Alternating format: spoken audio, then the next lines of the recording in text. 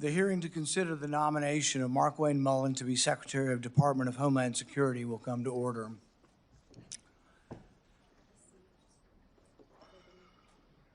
And I'm assuming we'll commence when he arrives.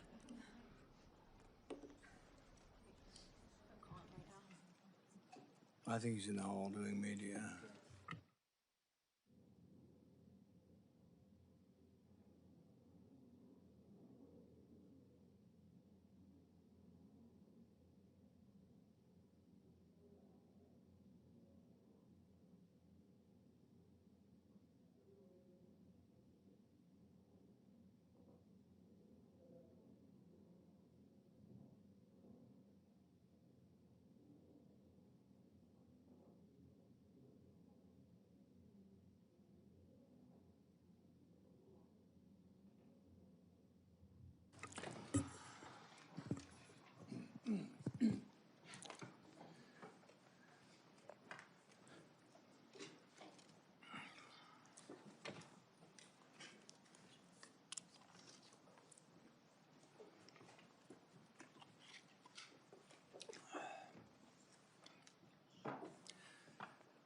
Good morning, everyone. I entered the Senate the same year that Representative Gabby Giffords was shot. I knew then that the state of political rhetoric was encouraging violence. I think it's imperative now, more than ever, that the leaders in our country disavow violence and lead by example. Through the years, I've personally been exposed multiple times to political violence. I was in the right field batting cage when the crazed shooter unleashed nearly 200 shots at our congressional baseball practice. I'll never forget Steve Scalise valiantly trying to drag his body away as the gunman continued.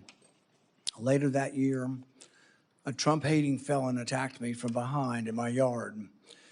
I was just straightening up from picking up a tree limb. I was wearing noise cancellation headphones, never saw him coming, running pell-mell down the hill. I was struck in the back. The force of the blow sent us through the air nearly 10 feet, down the hill until his shoulder impaled me as we hit the ground. 6 of my ribs were broken. 3 of the ribs were completely separated, such that for weeks, the ends of the ribs would grind upon each other. My lung was damaged. For weeks, I could inhale, but not have the rib strength to exhale.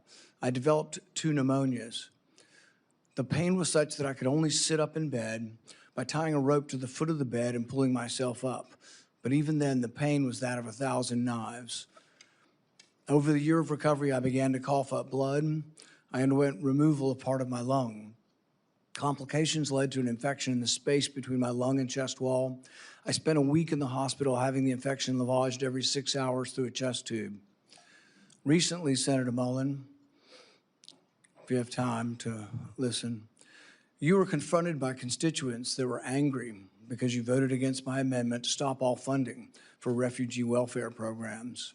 Instead of explaining your vote to continue these welfare programs for refugees, you decided to transfer the blame. You told the media that I was a freaking snake and that you completely understood why I had been assaulted. I was shocked that you would justify and celebrate this violent assault that caused me so much pain and my family so much pain. I just wonder if someone who applauds violence against their political opponents is the right person to lead an agency that has struggled to accept limits to the proper use of force. Being confronted by your constituents. But Senator Mullin, your constituents are justifiably upset with you.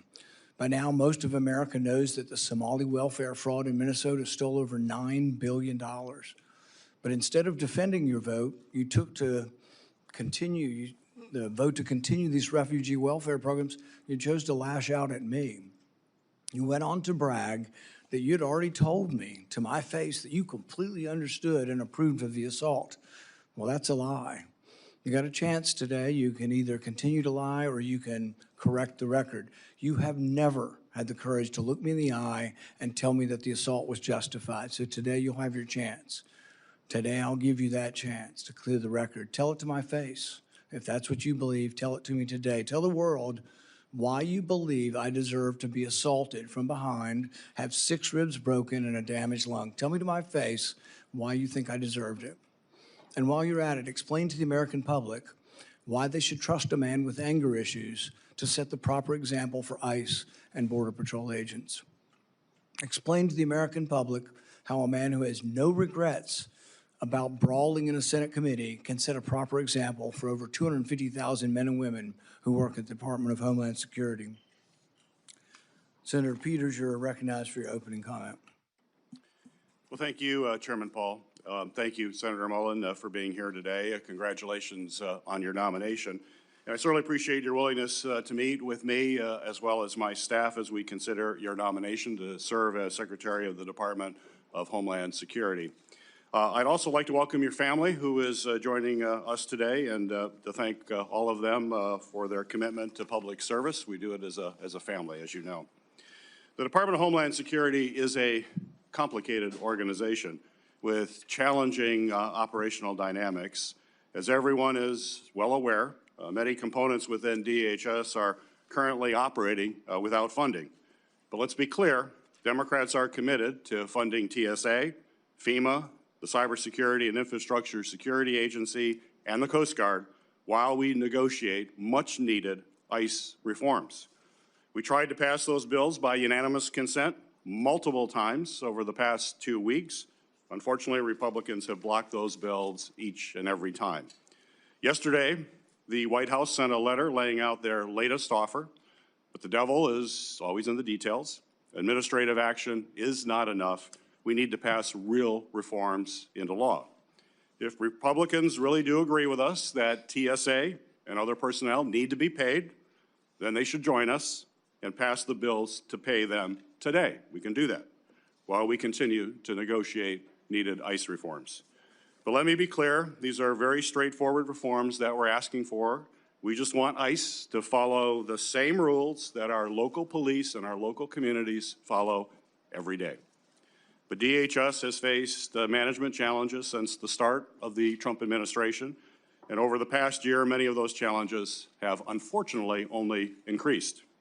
As soon as President Trump was sworn in, he made deep cuts to counterterrorism offices and programs, forced out or reassigned key personnel, and redirected the focus of limited remaining counterterrorism resources away from the serious threats that we face and towards targeting the president's perceived political enemies. The administration has also gutted our nation's main cybersecurity agency, once again forcing out or reassigning highly talented personnel, slashing budgets, and limiting the agency's work to help private companies address significant cyber attacks and protect Americans from criminal hackers and support secure elections. The administration has also taken an axe to FEMA, cutting staff and freezing or delaying critical grant funding for everything from emergency food and shelter after a disaster to flood mitigation programs and security grants to nonprofits, including houses of worship. All these cuts and reassignments have been made at the expense of vital missions, including the core terrorism prevention and response mission the department was created to address. In doing so, the Trump administration has broken trust between law enforcement and the communities they are intended to protect, a break that will have a generational impact on public safety and security. And now, after President Trump's reckless war of choice against Iran, the threats to our nation have never been higher. In my home state of Michigan, just last week, we saw both a major medical device manufacturer get hacked by an Iranian-backed group and a horrific violent attack on Temple Israel, a Metro Detroit area synagogue. President Trump's unilateral and unchecked executive actions have put Americans at risk, and we need a steady, qualified leader at the Department of Homeland Security to address these serious threats. How the Homeland Security Secretary responds to a crisis sends signals to everyone, from the department's own personnel to the American people and to the entire world. It's not the role of the Secretary to be a cable news commentator in the wake of a crisis. The Secretary's role is to lead the response and work to ensure the department that they are leading isn't actually the cause of the crisis. A Secretary who jumps to conclusions without the facts, as we saw in the case of Renee Good and Alex Preddy's killings, only worsens the situation and actually makes us less safe. This is a role where temperament matters, where judgment matters, and where experience matters. We have seen under Secretary Noem's leadership how shortcomings in these traits can compound the challenges that already come with leading a large and complex department. And now, more than ever, we need a DHS Secretary who is a steady hand, who will provide thoughtful leadership, follow the facts, tell the truth, and hold agency officials accountable when they need to be held accountable. We need a DHS Secretary who is committed to the rule of law and who will protect and cooperate with independent oversight, whether that's from the Inspector General or from members of Congress. And we need a DHS Secretary who is free from distractions and conflicts of interest that only undercut the department's work and also break trust with the American people. Senator Mullin, I appreciate you being here today to answer our questions about these concerns and your experience and qualifications for the job. And while I'm interested in hearing more about your vision for leading the department, I do have reservations about your readiness to take on such a significant role at such a critical time. I hope you will provide us with the substantive answers today and a candid recognition of where this administration has fallen short on safeguarding our Homeland Security as you seek to lead the department as our nation faces ongoing security threats and war with Iran. Senator Mullin is to be introduced today by Senator Lankford. Senator Lankford, you are recognized for your introduction of our witness. Paul, thank you. Markwayne, I'm proud that you're here. I get the honor of getting a chance to be able to recognize and introduce my friend, Markwayne Mullin, my fellow senator from the state of Oklahoma, and somebody that I've seen work incredibly hard to be ready for every single task you've ever taken on, and to be able to not only do it, but do it well. There are a lot of folks that think they know you. I actually get to know you, and have had the opportunity to be able to serve beside you for now over a decade, and have seen your tenacity and your work effort. Folks may not know that the first time we really got to know each other, ironically enough, was around a natural disaster, a FEMA event. It was Briarwood Elementary in 2013 when a tornado came right through the heart of Oklahoma. You had literally just been elected a few weeks before that and had just taken the oath of office. The Oklahoma delegation all gathered together at the very tragic event there at Briarwood Elementary. And while we were meeting with the principal and meeting with teachers and families and walking through the debris field that was that elementary school, we turned around to be able to look for Markwayne, and for a minute we couldn't find him because in one of the debris piles there was water shooting out of the middle of it, and his plumber instinct said, I got to go find that and figure out how to solve that. And so while everyone else was shaking hands and meeting people, he was digging through the debris field to find a way to be able to shut off the water that was shooting through the middle of that destroyed elementary school. And I remember smiling and thinking, he's a guy that doesn't mind getting his hands dirty to actually go solve the problem. Where there's a problem he can solve, he's going to do whatever it takes to actually solve it. Markwayne grew up in a very small town in far eastern Oklahoma, ironically named Westville, in the easternmost part of Oklahoma. Just 1,300 people call Westville home. He grew up in a family of modest means. I think that'd be safe to be able to say. The youngest of 7 children in a family that just didn't have much. His dad ran a very small plumbing company that then Markwayne took on and grew into being one of the largest plumbing companies in the entire state. He married his high school sweetheart, one of the smartest things he ever did, at just 20 years old, and he and Kristi have developed a family that is a beautiful family of 3 children they had naturally and 3 children they chose that they adopted and took them in. It is a remarkable family and a remarkable success that you have actually led through a lot of hard work and a lot of love and tenacity. He is a person of faith that is not afraid to be able to talk about his faith in Jesus Christ, but he's also a person who has deep respect for all people. Markwayne has served in Congress for 14 years, 11 years in the House of Representatives, 3 here in the Senate. He's passed legislation that he will now be charged with actually implementing it in the order that was actually passed. He served on the Appropriations Committee here. He's served on Armed Services. He's served on the Help Committee here, and he's done an incredible job in the work that he's done with Indian Affairs. He is somebody who has the rare gift of bringing people together on both sides of the aisle. And the one thing I would say to every single person on this dais, regardless if you're a Republican or Democrat, if you want to sit down and talk about an issue, he's glad to be able to talk about it and to be able to work it out, and has very good relationships in the House and in the Senate. And he is not afraid to ask questions when he doesn't know the answer and to be able to research things. He and I have often talked about being up late, both of us, working on researching through an issue to try to be able to learn more about it, because the crazy thing about being in Congress is you don't know everything. You got to do the work. And Markwayne is not afraid to do the work. Over the past year and a few months, we've seen incredible progress on our southern border. Our southern border 18 months ago, I think we forget what it looked like.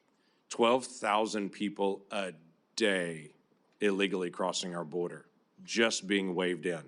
No vetting, no background checks, 12,000 people a day. That is not happening anymore. Our numbers are down on the southwest border 96%.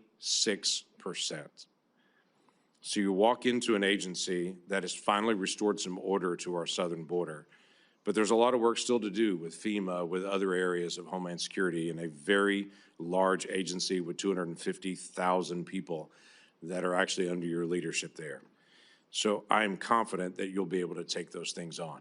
Not only am I confident, the National Border Patrol Council has already sent a letter in strong support here. And Mr. Chairman, I'd like to ask unanimous consent to insert to the record the National Border Patrol Council, their letter of support, leadership of the Cherokee Nation, their strong support, and then my fellow Senator Katie Britt has an opening statement who I'd like to also submit for the record with unanimous consent. Without objection.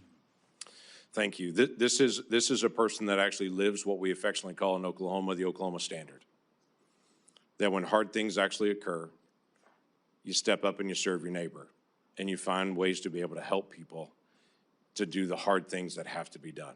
So Markwayne, I appreciate your leadership. I appreciate your willingness to be able to step up in a season where DHS needs a leader to be able to step into that role and to be able to help our nation in so many different complicated areas, especially at a time when right now we can't even get funding to DHS.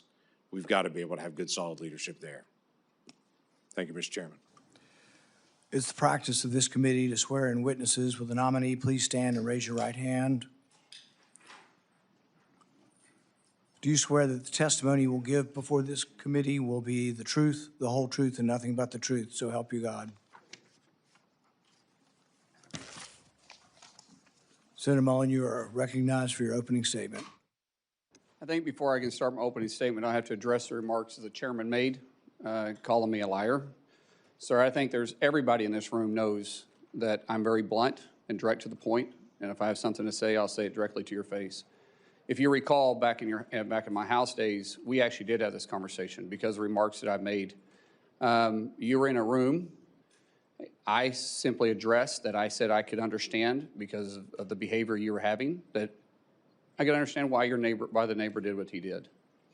As far as my terms of the snake in the grass, sir, I work around this room to try to fix problems. I've worked with many people in this room. Seems like you fight Republicans more than you work with us. I did address those remarks. I did explain your gimmicks by the amendment you put forth.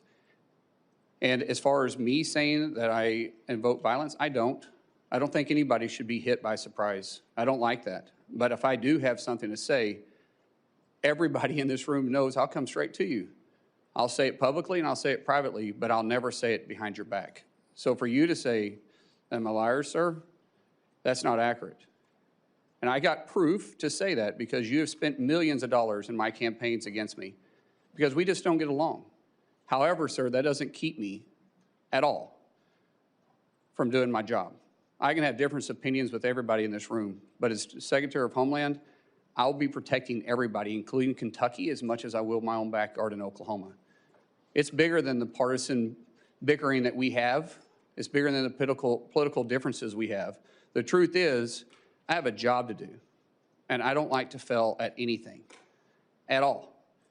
So I can set it aside if you're willing to set it aside. Let me earn your respect. Let me earn the job. I won't fail you. I won't back down from a challenge, and I'll also admit when I'm wrong. I'm not perfect. I don't claim to be perfect. I make mistakes just like anybody else. But mistakes, if you own them, you can learn from them and you can move ahead. And I'll make that commitment to you. Ranking Member Peters, Chairman Paul, I do thank you for this opportunity. It is a humbling experience. A kid from Westville, Oklahoma, that grew up with a dad that worked hard. He set the work example for all of us. And all my families, and my siblings, we all work hard. And I'm proud of the family we have. But to say that a kid with a bad speech impediment would one day sit up here in front of you and be nominated to be the Secretary of Homeland, it was humbling enough to be selected by Oklahoma to be their U.S. representative when I didn't even know how to tie a tie. And 10 years later, to be able to be called a United States Senator and serve with all you guys. And I respect every one of you guys. I do. Regardless if I have an opinion about you or not, you were elected by your state, and I respect that. I may disagree with you, but I respect it because we all make decisions based on two things: the way you're raised, which never changes, and our life experiences, which constantly change. For me, to be able to have the love of my life behind me, somebody I literally fell in love with in 3rd grade,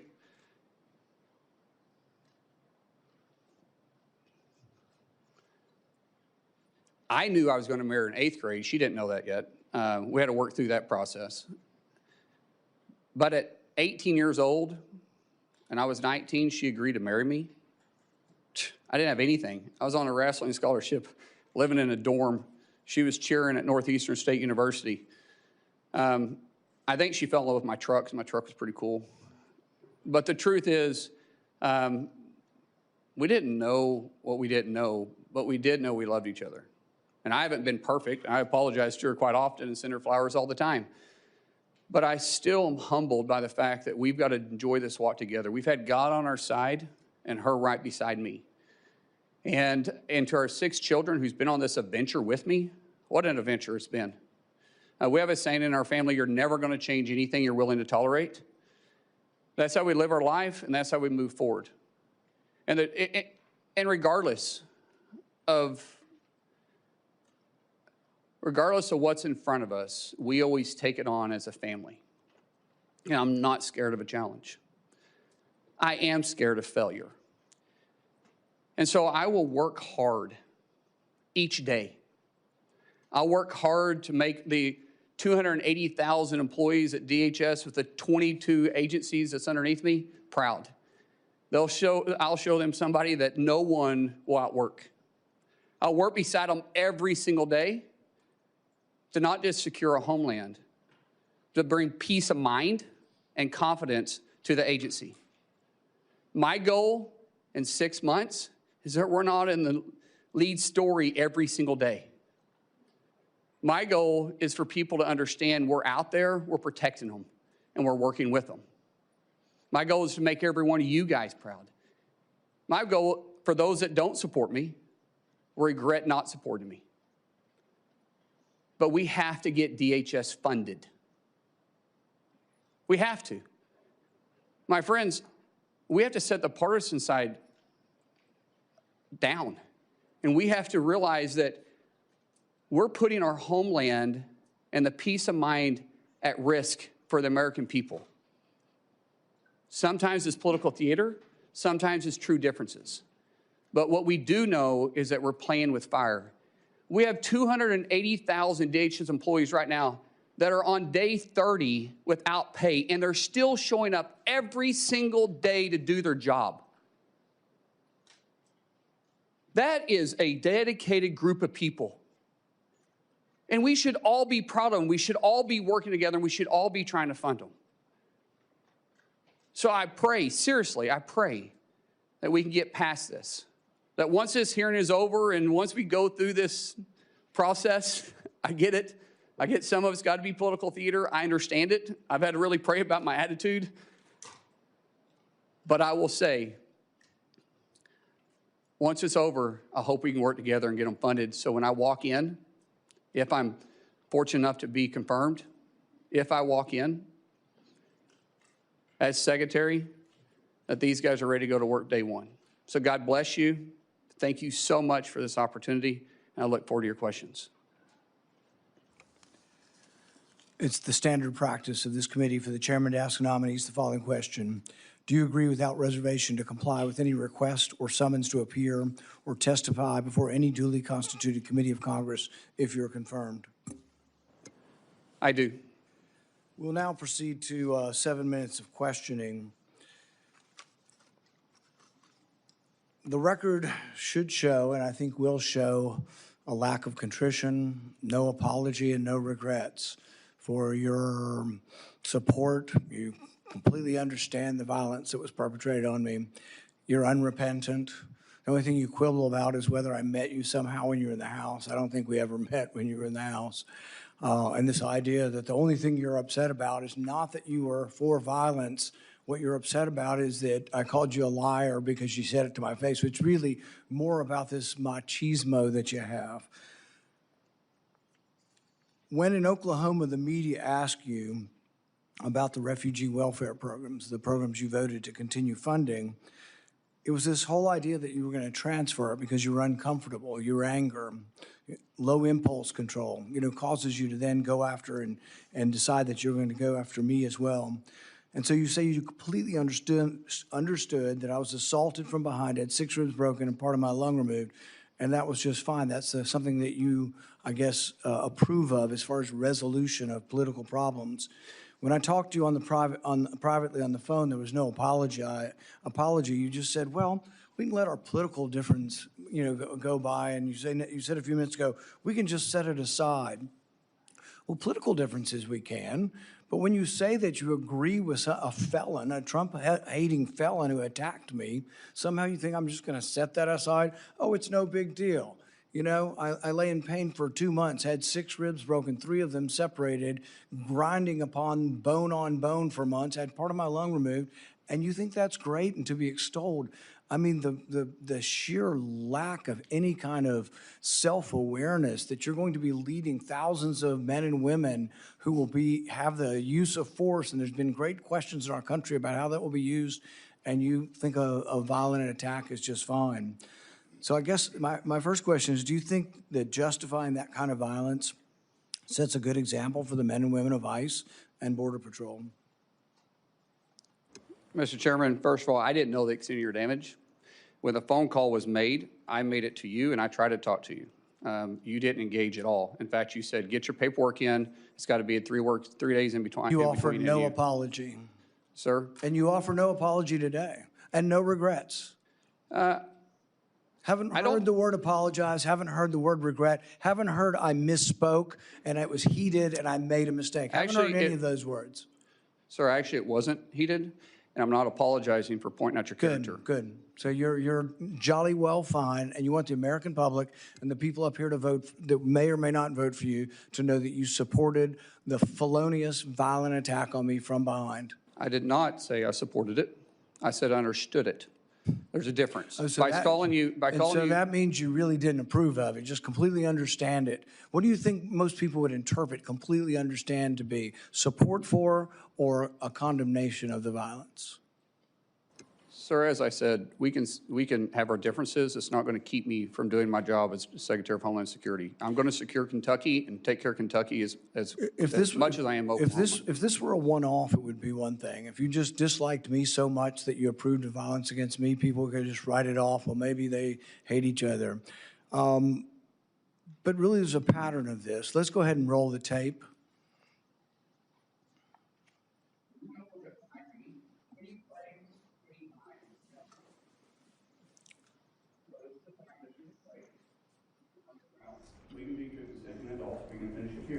Okay, that's fine. Perfect. You want to do it now? I'd love to do it right now. Well, stand your butt up then. You stand your butt. Oh, hold it. Oh, stop it. Is that your solution? Oh, no, sit down. Sit down. You're a United States Senator. Sit down. Active. Oh, okay, sit down, please. All right. Can I respond? Hold it. If he got up too, would you have gone at it right there in the hearing room? I would have probably jumped over the dais at that point. You have to be called out on it. It's not this guy continues to get away with this stuff. And it's just, it's silly, it's stupid, but every now and then you get punched in the face.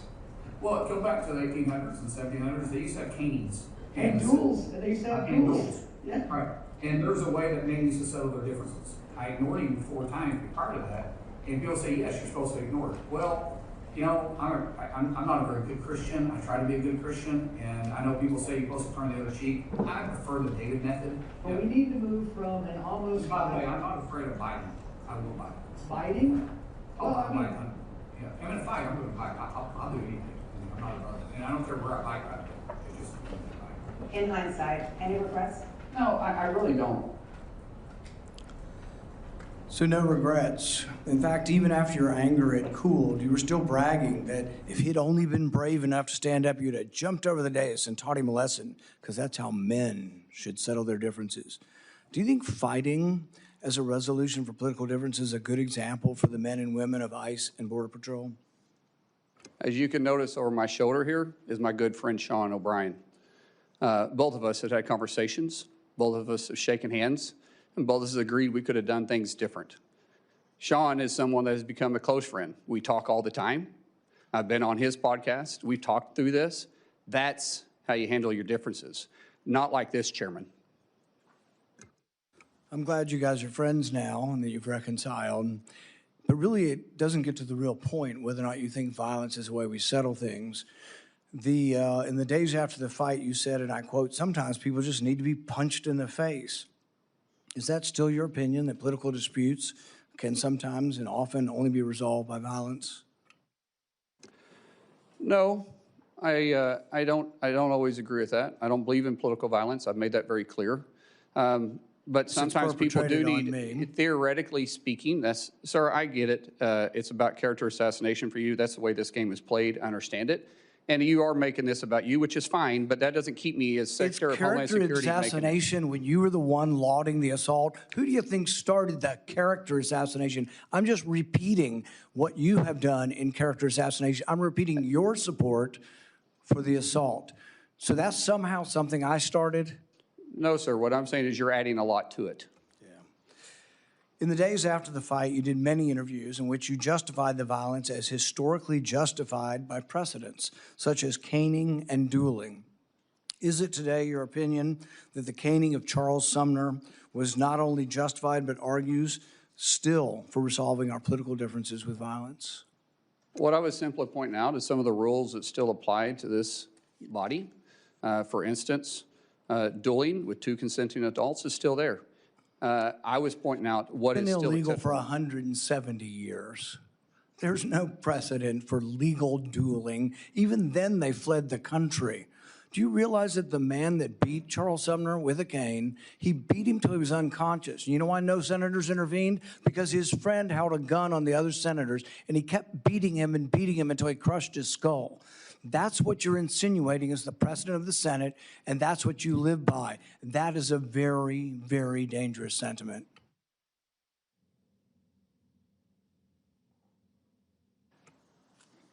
After a half a dozen victory lap interviews where you pointed out that the union guy was just lucky that fear kept him from standing up, Dana Bash asked you if you have any regrets about bringing violence to a Senate committee, and you replied that you have no regrets. Today you've said you have no regrets about being happy, being completely understanding why I was attacked from behind. You had no regrets about, instigating a brawl in a Senate committee hearing. Are those still your opinions? Mr. Chairman, you're going to have your opinion. I'm going to have mine. As Secretary of Homeland Security, I'm going to bring peace of mind and security to this country, and I'm going to stay laser focused on that. Senator Peters. Senator Mullin, you have made several public statements suggesting that you were involved in special security forces or combat operations overseas. In 2023, you said in a Senate Republican Conference podcast, and I'll quote, "There's another side of my bio that I don't ever talk about, nor will I. I had to go do something overseas." On March 2nd of this year, you told Fox News interview, quote, "War is ugly.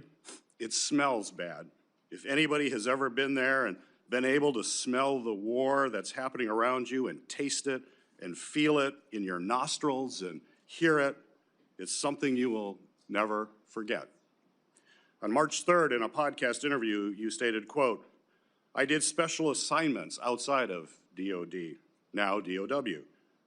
I never wore the uniform or the flag on my shoulder, but I might have been in the same area." Your statements in public interviews and your responses to the committee are, quite frankly, are confusing and they are inconsistent. And I'd like you to clear this up. You're under oath. We can clear it all up right now. And first, I'd like to ask unanimous consent to enter into the record my letter to you on March 11th and your addendum to the committee of March 12th regarding any overseas special assignments. Without objection. So my question for you, sir, is before your time in Congress, other than on vacations with your family, have you ever traveled to a foreign country? No. You've never traveled to a foreign country? Outside of vacation or mission work? No. Okay. Have you, your FBI report does show some travel. I think it was to Georgia and Azerbaijan. You marked that that was not for tourists. Are you referring to August of 2021 when we went to go get the Americans out of Afghanistan? I'm just That's saying. what that travel was for, which Okay. we did So clarify that. you have traveled. So you've traveled to Azerbaijan and Georgia. That was in your FBI report, although you just said you've never traveled. Sir, I thought you were referring to a different time, but in 2021, it was well documented. In fact, Okay. it was all over the news, and I actually did say that, and we put that down on the report. But that was us, which was all over the news, trying to go with a extremely experienced team. I've got other questions, thank Yeah. you. But, so you have traveled overseas, despite your previous comment. Were you ever, excuse me, ever an employee, volunteer, or otherwise involved with the Department of Defense, State Department, or other U.S. agency or contractor for any of those departments? No, and Senator, I think there's a misunderstanding here that I could clear up if you want me to clear up for you. Please? Okay, so, which this is official trip, and it is classified. But in 2015, I was asked to train with a very small contingency and go to a certain area, which was scheduled for 2016. During that time, I was asked to go through, had to meet certain training qualifications, had to go through SEER training. The training and stuff was kind of fun. The SEER training was absolutely awful. And I have spoken general about my experiences, but I've never spoke specifically on details, on dates, or on the mission. And that was official, and there was nothing in the report to the committee. Actually, it said you do not have to claim any official trips. And like I said, that was an official trip that is classified. This is an official trip while you were a member of Congress? Yes. 2015, 2016, I was a member of Congress. Some of it may be public, but it would be very small. Most of it, because of my recollection, which we're going back 10 years, I think there was only 4 people read in on it. So where was that trip? I just said it's classified, sir. It's classified. So the letter that we sent to you said that we need to have information of any of these activities. It said not official trips. Your paperwork was very clear, excluding any official trips. This was an official trip as a member. Well, we have more questions we're going to have to ask. When in the FBI report, I asked, is there anything in that report that is classified, that you were involved in any kind of classified operation at all? And there's none. So It was the FBI also report- excluding, it also said excluding official duties. It says that. And you guys had the paperwork in front of you, and it always says excluding official duties. We had this committee come to us and ask the same questions. We talked about doing mission work. We talked about doing mentorship. But they said official duties that was in your official capacity does not have to be talked about. So where did you smell war?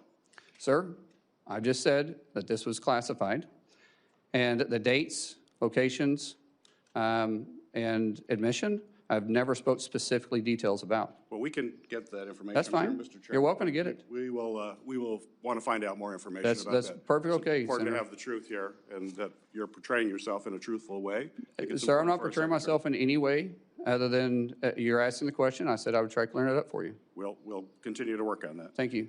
After DHS officers shot and killed 2 American citizens this past January, you joined top administrative officials in publicly blaming and disparaging the victims. Following the killing of Renee Good, Secretary Noem called her a domestic terrorist. You, sir, you called Alex Preddy, quote, a deranged individual that came in to cause max damage. Could we expect those kinds of quick responses if you are confirmed as secretary? Would you be basically, well, you did, you responded as Secretary Noem. Are we going to just expect that same behavior all over again? No, Senator. I have a deep amount of respect for you. We've had our differences, but I do respect you. I think I said this privately when we had a conversation. Those words probably should have been retracted. I shouldn't have said that, and as Secretary, I wouldn't. The investigation is ongoing. And there is, like I said, there's sometimes going to make a mistake, and I'll own it. That one, I went out there too fast. I was responding immediately without the facts. That's my fault. That won't happen as Secretary. So you regret that statement? I already said that, yes, sir. Would you want to apologize to the family of Alex Preddy? Well, sir, I just said I regret those statements. Is that the same as an apology? I haven't seen the investigation. We'll let the investigation go through, and if I'm proven wrong, then I will absolutely. How would you characterize your relationship with President Trump? He's a friend. How frequently have you spoken with him in the past year? Often, most of the time about my family. If you want to explain the friendship, I'll tell you. My wife will tell you the same thing. When someone loves your kids when they're going through a difficult time, like we have, the amount of outpouring of support from the president and the friendship we saw going back to 2000 or 2020 was quite remarkable.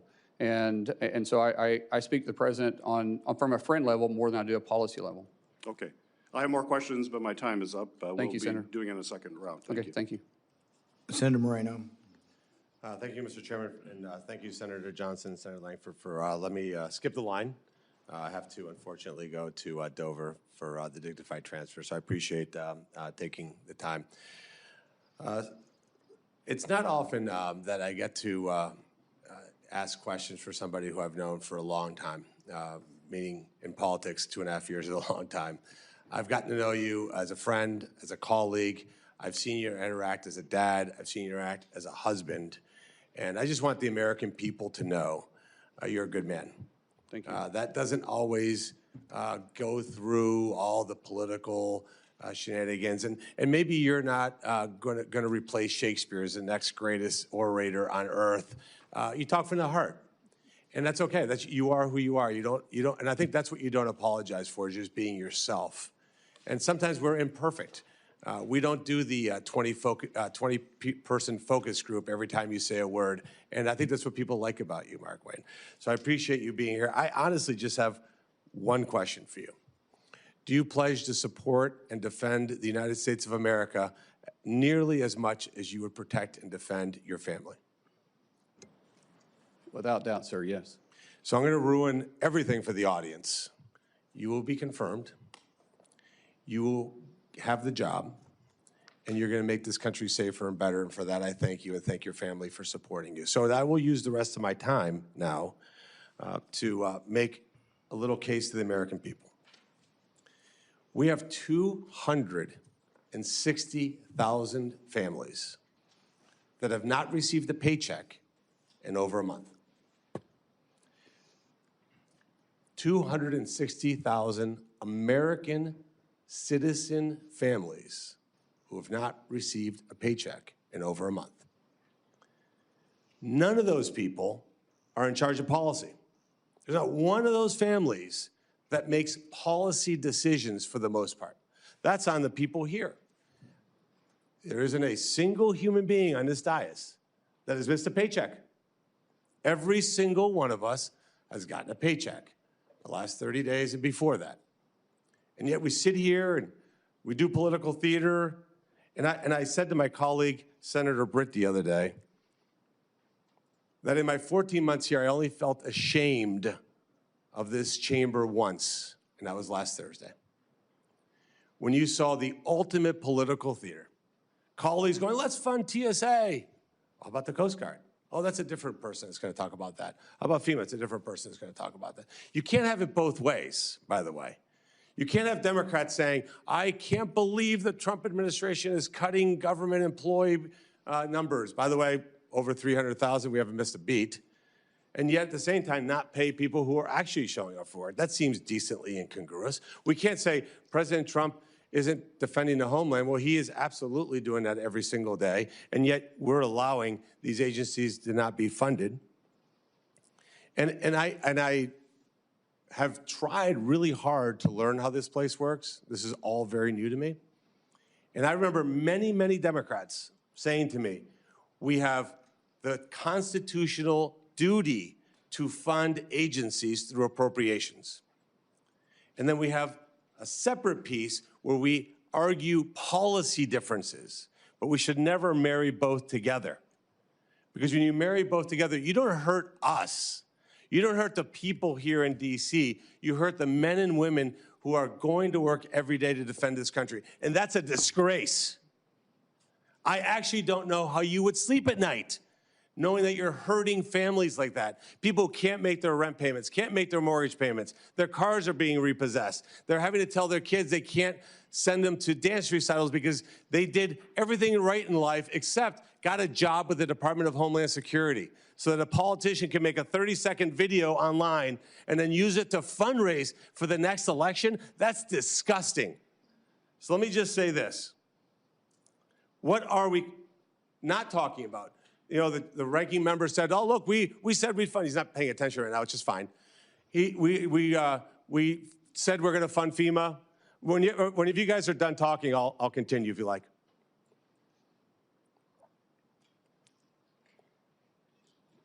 Are you done? Okay, thank you. It's extraordinarily disrespectful. All right, so moving on. You said you're going to fund all these agencies. Here's ones that you haven't funded. USCIS, near and dear to my heart. Near and dear to my heart. That's how I became a U.S. citizen. We've defunded the agency that allows legal immigrants into this country? That is insane. Never hear the Democrats talk about that. 3,300 employees just go to work every day trying to process legal immigrants. They don't need a paycheck. I'm going to skip the second one, go to the third one. Biological and nuclear threat prevention. That seems important. That seems like an agency we should fund. 200 employees, not getting a paycheck. That's okay with the Democrats. The next one, 60,000 employees for U.S. Customs and Border Patrol. People who are inspecting packages, they work with your Teamsters, work with Customs. They're not getting paid. How do you look at those people in the face and know that you're doing that? Now let's talk about Immigration and Customs Enforcement. 7,000 special agents that are stopping transnational criminal organizations, drug smugglers, and human traffickers. Are you, in the Democrat side, asking not to fund that? Because ultimately, what this is about is defunding ICE and law enforcement. Are you suggesting that we not fund an organization that attacks transnational organizations? Be specific. Be specific when you say you don't want to fund ICE. I want you to say the words, we do not want to fund 7,000 special agents that are in charge of stopping transnational criminal organizations, drug smugglers, and human traffickers. This job isn't complicated. The American people send us here to get things done, and yet for the third time in 6 months, we've shut down this government with total impunity. They will go home and just make social media videos and try to blame Republicans. It is a disgrace. It's even more of a disgrace, honestly, that you talked about the respect that Senator Mullin shares. You guys have side conversations, don't listen, and that's fine. You don't have to. But what I'm going to do now is I'm going to leave. I'm going to go pay respects to 3 soldiers who died so that we can have the liberties that we enjoy here. And you guys continue with political theater, personal attacks, whatever you can do. I know that is a good man. I will vote for you. Our Republican colleagues will vote for you. You will get confirmed. You will do a great job, and you will make this country proud, Markwayne. Thank you, and thank you for standing by a great American person. Senator Hassan. Well, thank you, Mr. Chair. Before I start with my remarks and my questions, just with regard to Senator Moreno, who has left the dais, the American people should know this. ICE is right now funded with more money than it's had in past budgets. And the partial limited shutdown that we have right now has nothing to do with ICE. Meanwhile, Democrats have consistently over the last week moved to fund the rest of the Department of Homeland Security, and the Republicans have blocked that funding. So let's just be clear about what's happening here. Now, I want to congratulate Senator Mullin and Kristi for the nomination. I know your family is very proud, and I know how much you love them. I also want to thank Chairman Paul for speaking so openly about a really difficult thing, which is the actual physical impact of violence, and in this case, political violence. It is a hard thing to do, but it is a really important thing to do at this time in our country's history. So thank you, Chairman. The Department of Homeland Security was created in the wake of the September 11th terrorist attacks with a clear mission: to keep our country safe, secure, and free. The department's work includes counterterrorism operations, disaster recovery, physical and cyber protection of critical infrastructure, and immigration enforcement. The stakes for the success of the Department of Homeland Security could not be higher. And that's also why Granite Staters and Americans of all stripes have been deeply concerned about what they've seen from the Department of Homeland Security under this administration. People have been rightfully outraged about the lawlessness from the department's leadership, which has not only resulted in the death of 2 American citizens, but has also led to the hollowing out of agencies like FEMA. So to Senator Mullin and my colleagues, what happens here in this room today is not nearly as important as what happens at our border, on our streets, in our communities, and in our businesses tomorrow and every day thereafter. So, Senator Mullin, I'm going to start with a question I have asked every one of the President's nominees. If directed by the President to take an action that would break the law, would you follow the law or follow the President's direction? Senator, thank you for the questions and thank you for the concerns. First of all, I've enjoyed working with you on several different issues. We've had very blunt conversations. To answer your question, the President would never ask me to do that. Well, certainly everyday Americans who have served on juries would disagree with you about that. And the example he has set calls into question that answer. Let's move, sir. Yeah. I have limited time, as you well know. Go ahead. In the past 14 months, Secretary Noem has fundamentally broken the American people's trust in the Department of Homeland Security.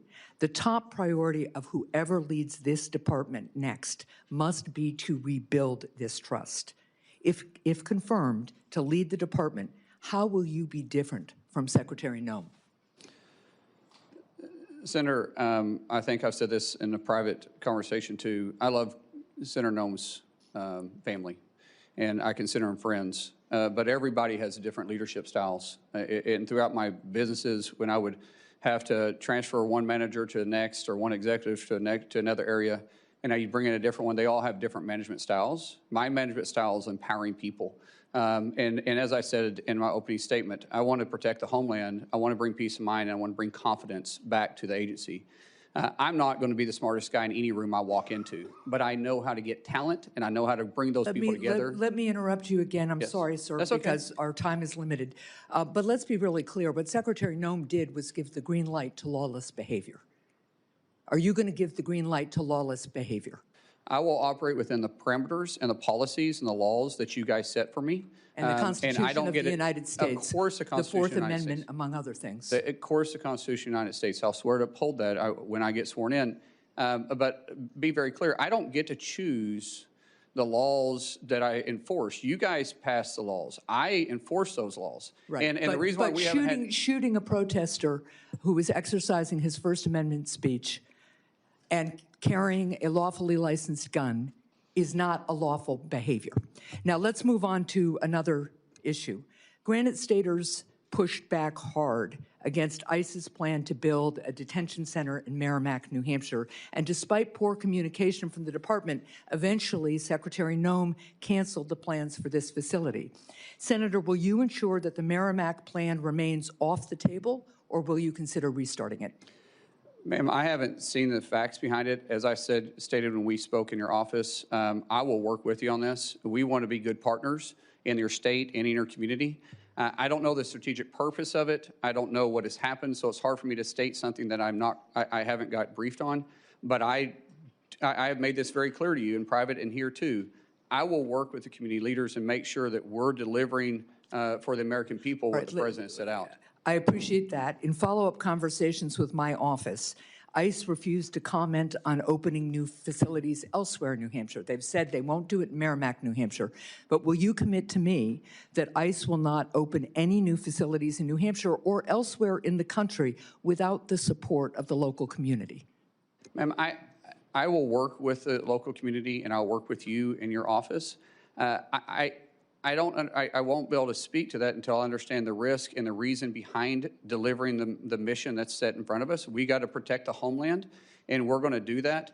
But obviously, we want to work with community leaders. We want to be good partners, and we're going to work in your state as hard to make sure we build relationships and work in that manner. Well, look, I will be here for a second round of questions because I have a lot more. But let me just point this out. Americans want to secure their country. I agree. We all love this country. We all know we need to be safe, secure, and we all want to be free together. The people of New Hampshire will take into consideration a request by ICE and the federal government to do its part. But transparency and local control and respect of local people throughout New Hampshire and throughout the country is an essential piece of our democracy. And what I've been hearing from ICE and from other DHS folks is, well, the pushback's too hard. You either can make the case for these facilities and explain how you're going to support the local community and deal with the fact that they'll lose property tax dollars, for instance, or if you can't make the case, it shouldn't be built. So I really would encourage the department and all of us to remember that this is a government of by and for the people, and if you can't make the case to the people, you shouldn't be doing it. Thank you.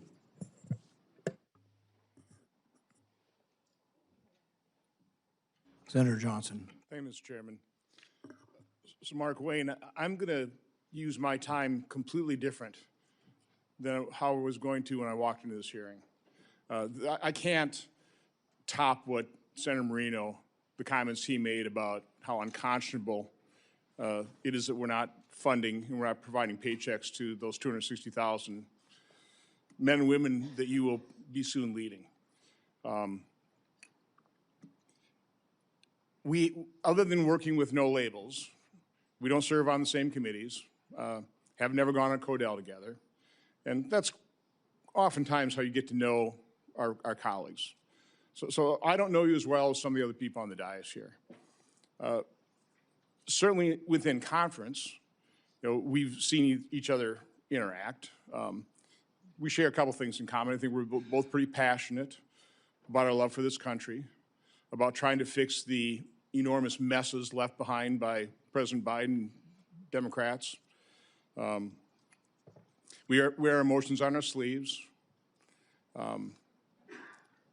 But I will say that I've been here 15 years. I've been through a lot of confirmation hearings. I've listened to a lot of nominees. I've heard a lot of introductions. If one of your first decisions as a nominee was to pick the person to introduce you, you couldn't have done a better job. I mean, the introduction from Senator Langford was probably one of the most genuine and heartfelt I've ever heard. And I will say your opening statement was probably one of the more genuine and heartfelt testimonies I've ever heard, if not the most. I'm looking behind you at the people who have come here to support you, your former colleagues in the House, Chairman Smith, a former Speaker of the House, Senator Britt. But I see Josh Gottheimer there. He's not a Republican member of the House. He's a Democrat. I've seen you interact with him trying to get some permitting reform. Please, briefly, because I want you to tell another story here yet, but just talk a little bit about your relationship with Josh and other members of the House. You know, Josh and I, we may not always agree on every issue, but he's a friend. And our relationship started back in 2017 when he thought I was a staff member running a workout group, because I've been running a bipartisan workout group that started actually with Speaker Kevin McCarthy and Jason Smith 13 years ago. And I still do that to this day. When he came in 17, Joe Kennedy, who is also a friend of mine, he approached him when I was on the House floor and asked him, why is a trainer in the gym on the House voting? And to which Joe Kennedy laughed and said, he's a member from Oklahoma. And after that, we became friends. In fact, our daughters are writing a book together about bipartisanship.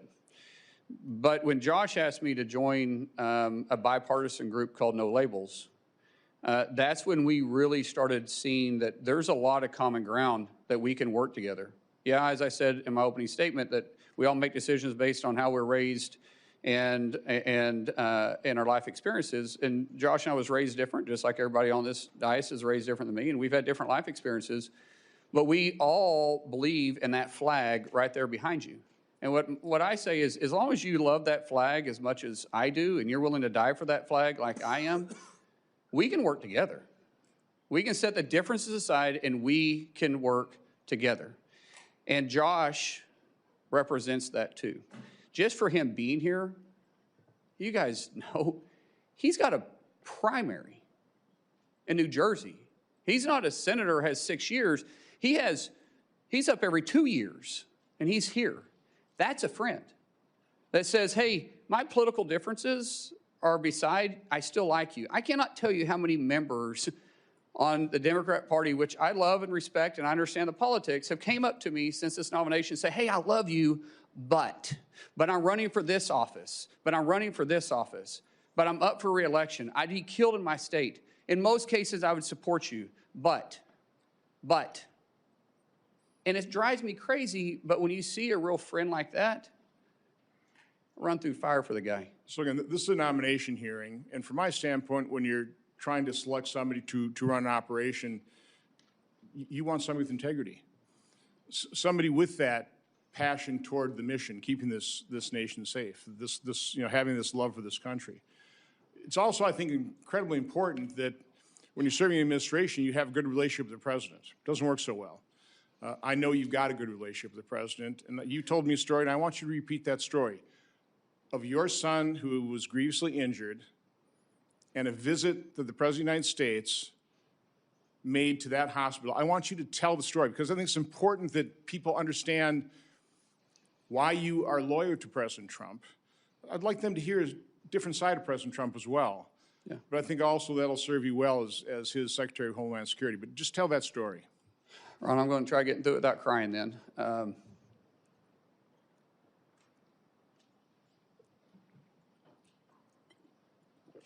It's not about President Trump, it's about my son. So my son was a really world-class athlete, and January 17th of 2020, which mind you was an election year, he had a really serious brain injury. Woke up 26 hours later and he's a different kid. We almost lost him. For 26 hours, he had extremely low pulse. There was a time they thought that they lost his pulse altogether. And when he woke up, he was just different. I mean, here you had a world-class athlete that wrestled all over the world since he was 12 years old, and he couldn't touch his nose. He couldn't walk without shuffling his feet. He had short-term memory loss. He couldn't control his muscles. He couldn't add 5+3. He was in high school at that time. Had to learn how to read, walk, everything. And the president found out about it, and he gave me a call immediately. And one thing that the president joked about was, like, he said, let me get this straight. He doesn't know who you and Kristi are, but he knew who I was, because the only question you got right is who the president was. And he said, Trump, with this cocky grin on his face. And but the president didn't understand the severity of it, but he heard it in my voice, and immediately he went to work. I told him we had to get to Bakersfield, California, to the Center for Neural Skills, which is one of the best neural rehabilitation places in the world. And the president offered to send his plane, his personal plane.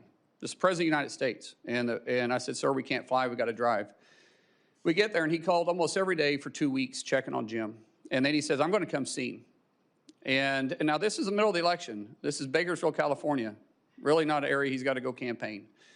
And he took the time to come up there and see Jim. And the senator told us that the short-term memory loss something would trigger it. Some big event would eventually trigger where he'd start retaining stuff. Until then, he was still having issues. And the president arrived, and of course there was cameras and everybody around, and of course none of the media ever talked about it, which was funny because the president called him on stage and talked to him. And then we went to the back, and the president didn't talk to me. He didn't know I was in, I mean, he didn't care if I was in the room. Here's a guy that's been over, and his tie is about as long as my son because my son's, it stunted his growth, and so he's 5'3" the rest of his life. And his team came to him twice and said, sir, we got to go, we got to go. On the third time they came over to him, he looked at him and he says, hey, I guarantee you that plane won't leave without me.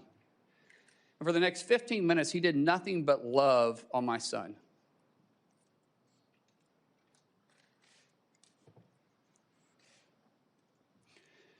That one incident jogged his memory. And from then on, he started retaining things. And Jim's attitude went from this, you know, we're going to get through it, to this, I'm going to get through it. And every week, if not most days, the president would call and ask how he could help. Ask, how's his buddy doing? How's Jim doing? He didn't do it for publicity. He didn't do it for any show. He was running in one of the toughest elections he had been in, and the guy was still that concerned about my son. When we got released for a little bit, we had to go back. When we got released a little bit, the president said, come to Mar-a-Lago and see me. We go down there, and it's amazing. And when we're leaving, dang it, I hate getting emotional. See, if I talk about my kids, I get emotional. Other than that, you can't make me cry. But my kids do make me emotional. That's actually a good thing. Yeah. So anyways, he grabbed my son, and he said, do you know why I love your dad? Do you know why I love your dad? Kristi tells the story better than I do. And he goes, no, sir. He goes, because he loves you. Because of you. Because of you. Man, he didn't do it for any other reason. I mean, here's the President of the United States, and he did it just because he cared. And so when you want to say why he's a friend, yeah, we were acquaintances before that. We've been friends ever since. The American people need to hear that. Thank you. Thank you. Senator Blumenthal. Thanks, Mr. Chairman. Welcome, Senator Mullin. Thank you for being here today, and thank you to your family for your service and theirs. I hope that you will be as emotional about the children who are presently detained at Dilley and other camps in the United States of America, where they have been subjected to conditions that would outrage and have angered many Americans. We're here because of a lawless and reckless agency that has broken into homes without judicial approval, shot United States citizens, detained them without any cause, and sometimes killed them. And I am looking for real substantive reform in that agency, as you and I have discussed when you came to talk to me. A break with the past, with former Secretary Noem and with the White House, Steve Miller and others who have used Kristi Noem in effect as a puppet to implement lawless policy. I welcome that you have stated you regret your statement after the killing of Alex Preddy. You said on Fox News, quote, unfortunately, an individual, a deranged individual that came to cause max damage with a loaded pistol with an extra mag that was completely loaded and shot and killed. And you regret that statement, do you not? I've already said that, sir, yes. And what about what you said about Renee Good after she was shot and killed? You appeared on CNN and you were asked whether you believed the shooting was justified, and you replied, quote, absolutely. Do you regret that statement as well? Senator, it's very clear that an officer had to make a split decision in that case as the car was running towards him and did strike him. At that point, that car becomes a lethal weapon. And an officer that there was another officer obviously giving her verbal commands. So are you and stopped saying, the and I vehicle. apologize for interrupting you, but Yes. you're saying you do not regret that statement? I'm saying that the investigation is going on, but what we've seen. There is no publicly- investigation, Senator. In fact, that was my understanding- next question to you. Senator, Don't you think there should be an investigation? My understanding is that there is. I will find out if I'm able to get confirmed.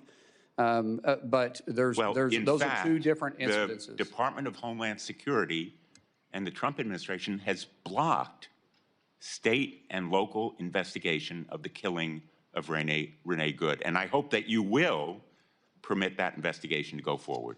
Senator, state and local investigation doesn't investigate federal. FBI does that through DOJ. And I believe the FBI is looking at this case. And I do want to say something to you. What you said about the terrible conditions that this administration is putting in kids. But what you left out is that they've actually recovered over 160,000 kids that were trafficked or lost during the Biden administration. What is inhumane is the 12 to 13,000 individuals coming across the border every single day, and we're not having tracked the kids. At one time, the number's up to 385,000, and that's sad. Because you said that you were going to be, and I'm quoting you, blunt and direct and to the point.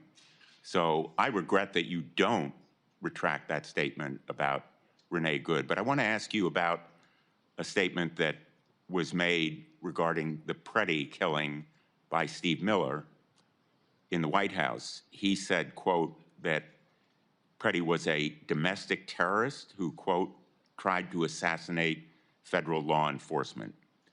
Don't you think it was irresponsible and reckless for Stephen Miller to post that claim on X without any evidence, just as you have retracted your statement? Senator, I believe that question is better asked to Stephen Miller, not myself. I can't speak for him.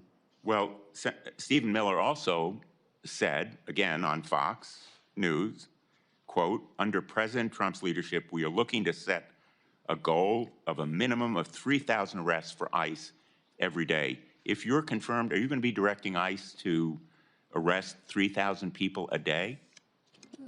Sir, once again, can't speak for for Stephen Miller, but I can say the President has tapped me to be the Secretary of Homeland, and I will lead that department, and I'll lead it. So will you continue that arrest quota of 3,000 people a day? No quota has been set for me, sir. Well, in effect, it's a quota if the White House directs the DHS Secretary The to President of the United 3,000 States sets people a the day. policies, and I'll be working with the President.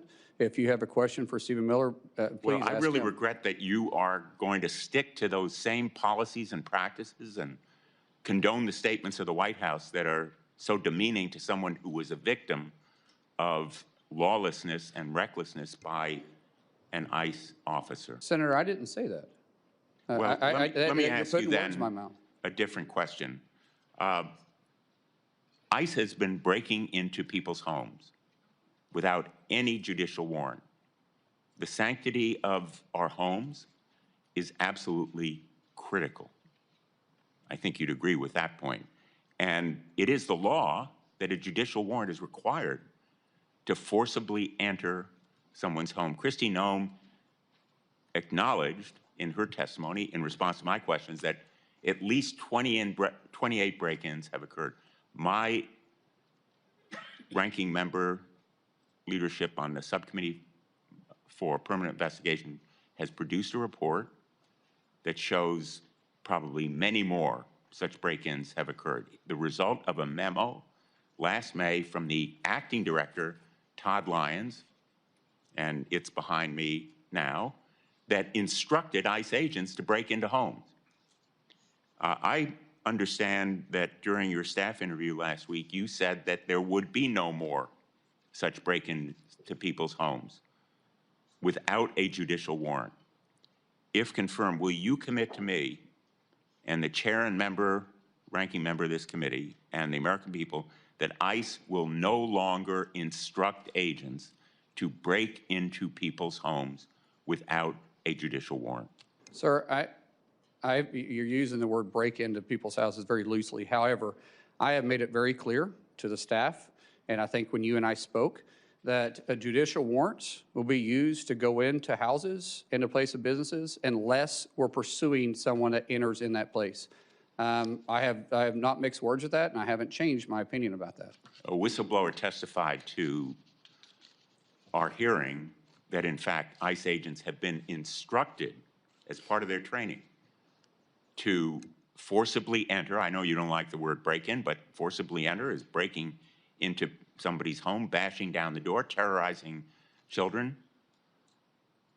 instructed them to adopt this policy. Will you commit that no longer will ICE agents or CBP agents be instructed to forcibly enter people's homes without a judicial warrant? Sir, I've already answered this question for you. I said we will not enter a home or a place of business without a judicial warrant unless we're pursuing the individual that runs into a place of business or a resident or a house. Senator Langford. Thank you. Thank you. Markwayne, right now, is FEMA currently funded? No, sir. Is CISA currently funded dealing with cybersecurity? No, sir. How about TSA? No, sir. Secret Service? No, sir. Coast Guard? No, sir. Customs and Border Protection? No, sir. The Weapons of Mass Destruction Office? No, sir. Customs professionals? No, sir. This is something we got to get resolved. We can complain all we want to about where things are, but we have an argument and a disagreement on policy areas, and 250,000 federal employees and their families are the ones that are suffering because of our argument. There's a way to solve this. We've talked about it a lot. We should just stay here until we're done. Just keep arguing it out until we've actually solved the problem. But instead, we broke last weekend. Everybody flew home right past the TSA agents that are not getting paid while we flew home. Why didn't we stay? To be able to try to get things resolved.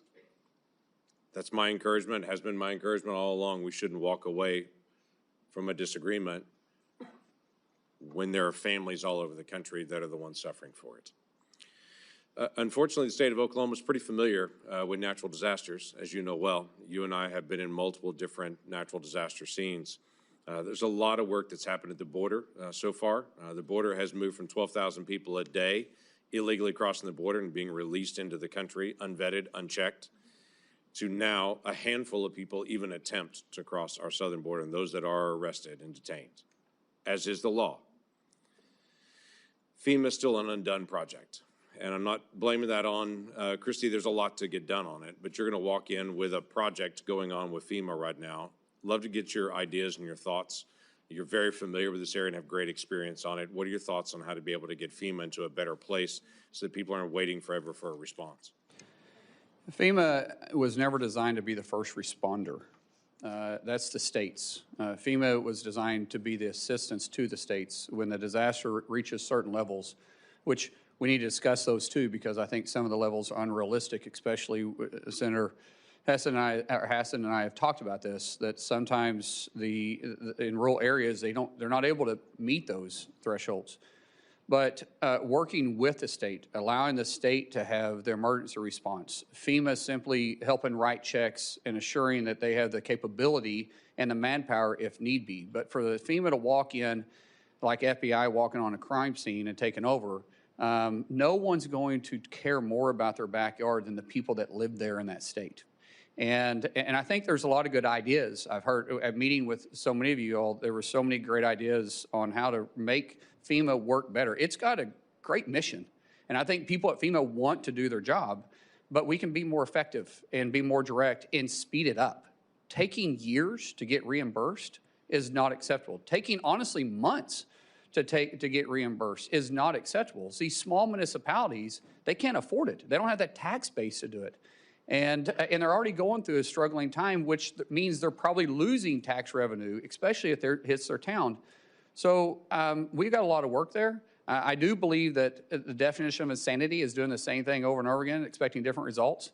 That means we're going to look at each one of the 22 agencies that fall underneath DHS and say, how can we deliver the mission better for the American people? That's great. That'd be a huge help to everybody. Talking about the length of time it takes to get a response, you've been a part of, as I have, on the nonprofit security grants that are out there. We have some locations that are higher risk than others.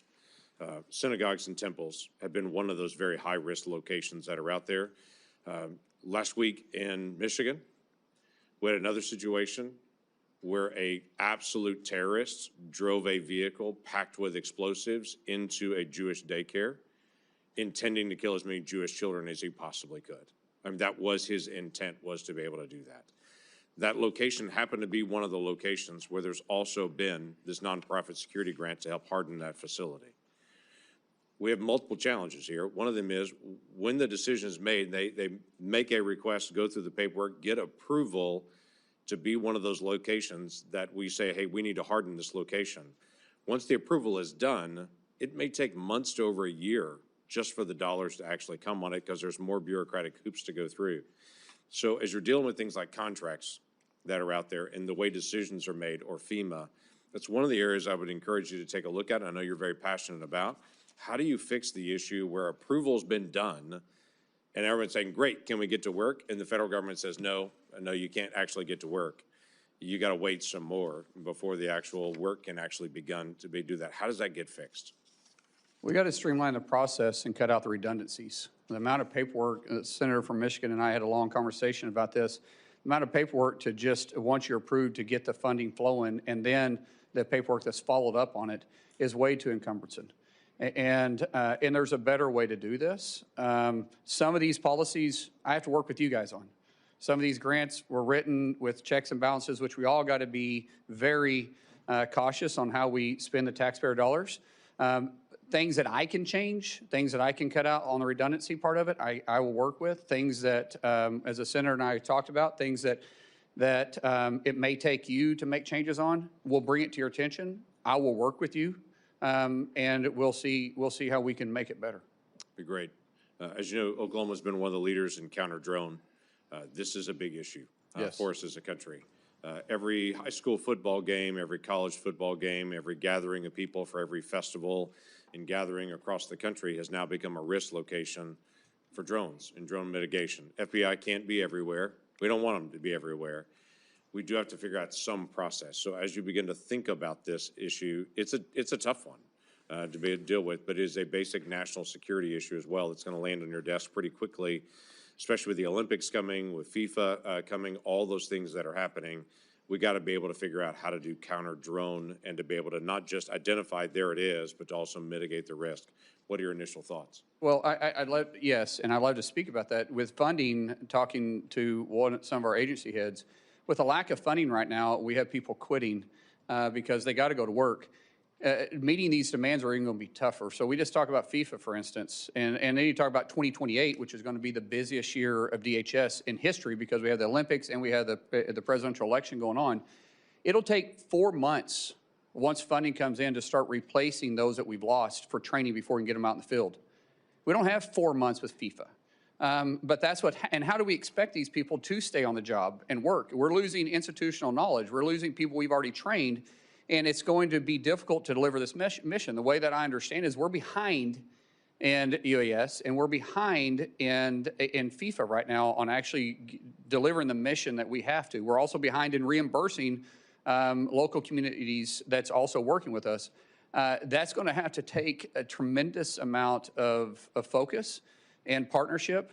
And like I said in my opening statement, failure is not an option, so we've got to deliver. But sometimes when you have to rush like this, especially trying to get people on the job because we just quit funding them for the third time in less than a year, and we expect these people to keep working, it puts the mission at risk, and we have a lot of work to do here. Yeah, thanks for stepping up. Kristi, thank you. This is a strain on the family and everything else right now. So thanks, y'all, for stepping into this role. Look forward to supporting your nomination. Thank you. Senator Kim. Thank you, Chairman. Senator Mullin, thanks for coming out here. I wanted to just start. Secretary Noem said in a cabinet meeting about almost exactly a year ago today that we should be eliminating FEMA. Can you commit to us here that you don't support that approach and you wouldn't attempt to eliminate FEMA? As I said, I think it needs to be restructured, not eliminated. I think there is going to be bipartisan support for reforms. I think we all understand that, and we certainly saw a lot of problems when it came to Superstorm Sandy. I asked Secretary Noem to work with us especially as they were going about their FEMA Review Council. I'll be honest with you, that never materialized. We did not see the kind of engagement here that we're ready to have. We have a bipartisan group of senators that want to come up with reforms. Is that something you can commit to working with us on? Senator, I think all of us that's been either in the House or in the Senate always complain about the outreach of agencies. I will make a commitment to you that I'm going to have the best. It's going to take a couple months to stand it up, but we're going to have a ledge affairs shop that you're going to know who the person is. We're going to work with you, but most importantly, I think everybody on this dais has my personal cell phone. That cell phone isn't going to change. And if you call me, you're going to get a response. If you text me, we're going to get a response. So when we have this FEMA Review Council report finally come out, is that something you'll come to us first and engage with us on rather than just implementing straight out from the executive branch on your own? Senator, I'm pretty sure that you guys set the policies and the mission for FEMA. So for any serious changes, it may take actually policy changes. And I will be in your office talking to you about it. I appreciate that, but we've seen a lot of significant problems happen. For instance, we saw about 2,400 staff cuts at FEMA. And again, we're not talking about the reforms, but we're talking about those that are trying to respond to these disasters every single day. So I wanted to ask if you're confirmed if you will stop these dangerous staff cuts that have reduced FEMA's disaster readiness. Senator, I'm not trying to play politics, but what's been the biggest disaster is not funding them 3 times in a year. However, you know, some of these agencies under the current administration, not some, all of them got very bloated with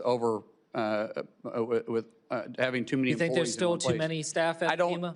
Senator, I can't answer that. When I get there, we'll be adequately staffed to respond to our nation's disasters. But it's going to take some time to get there because, like I said, people are quitting today because they're not getting paid for the 3rd time in a year, and we can't allow that to take place. I agree, and I hope that we can move forward on that. But one thing that has demonstrated a lack of priority by this administration is the fact that we never actually had a full nominee for FEMA. So I just wanted to ask, do you agree that we need an actual nominee to be a full FEMA administrator that has real experience in emergency management? Absolutely. We're already looking at some in the case that we do get confirmed, which I'm hopeful we do.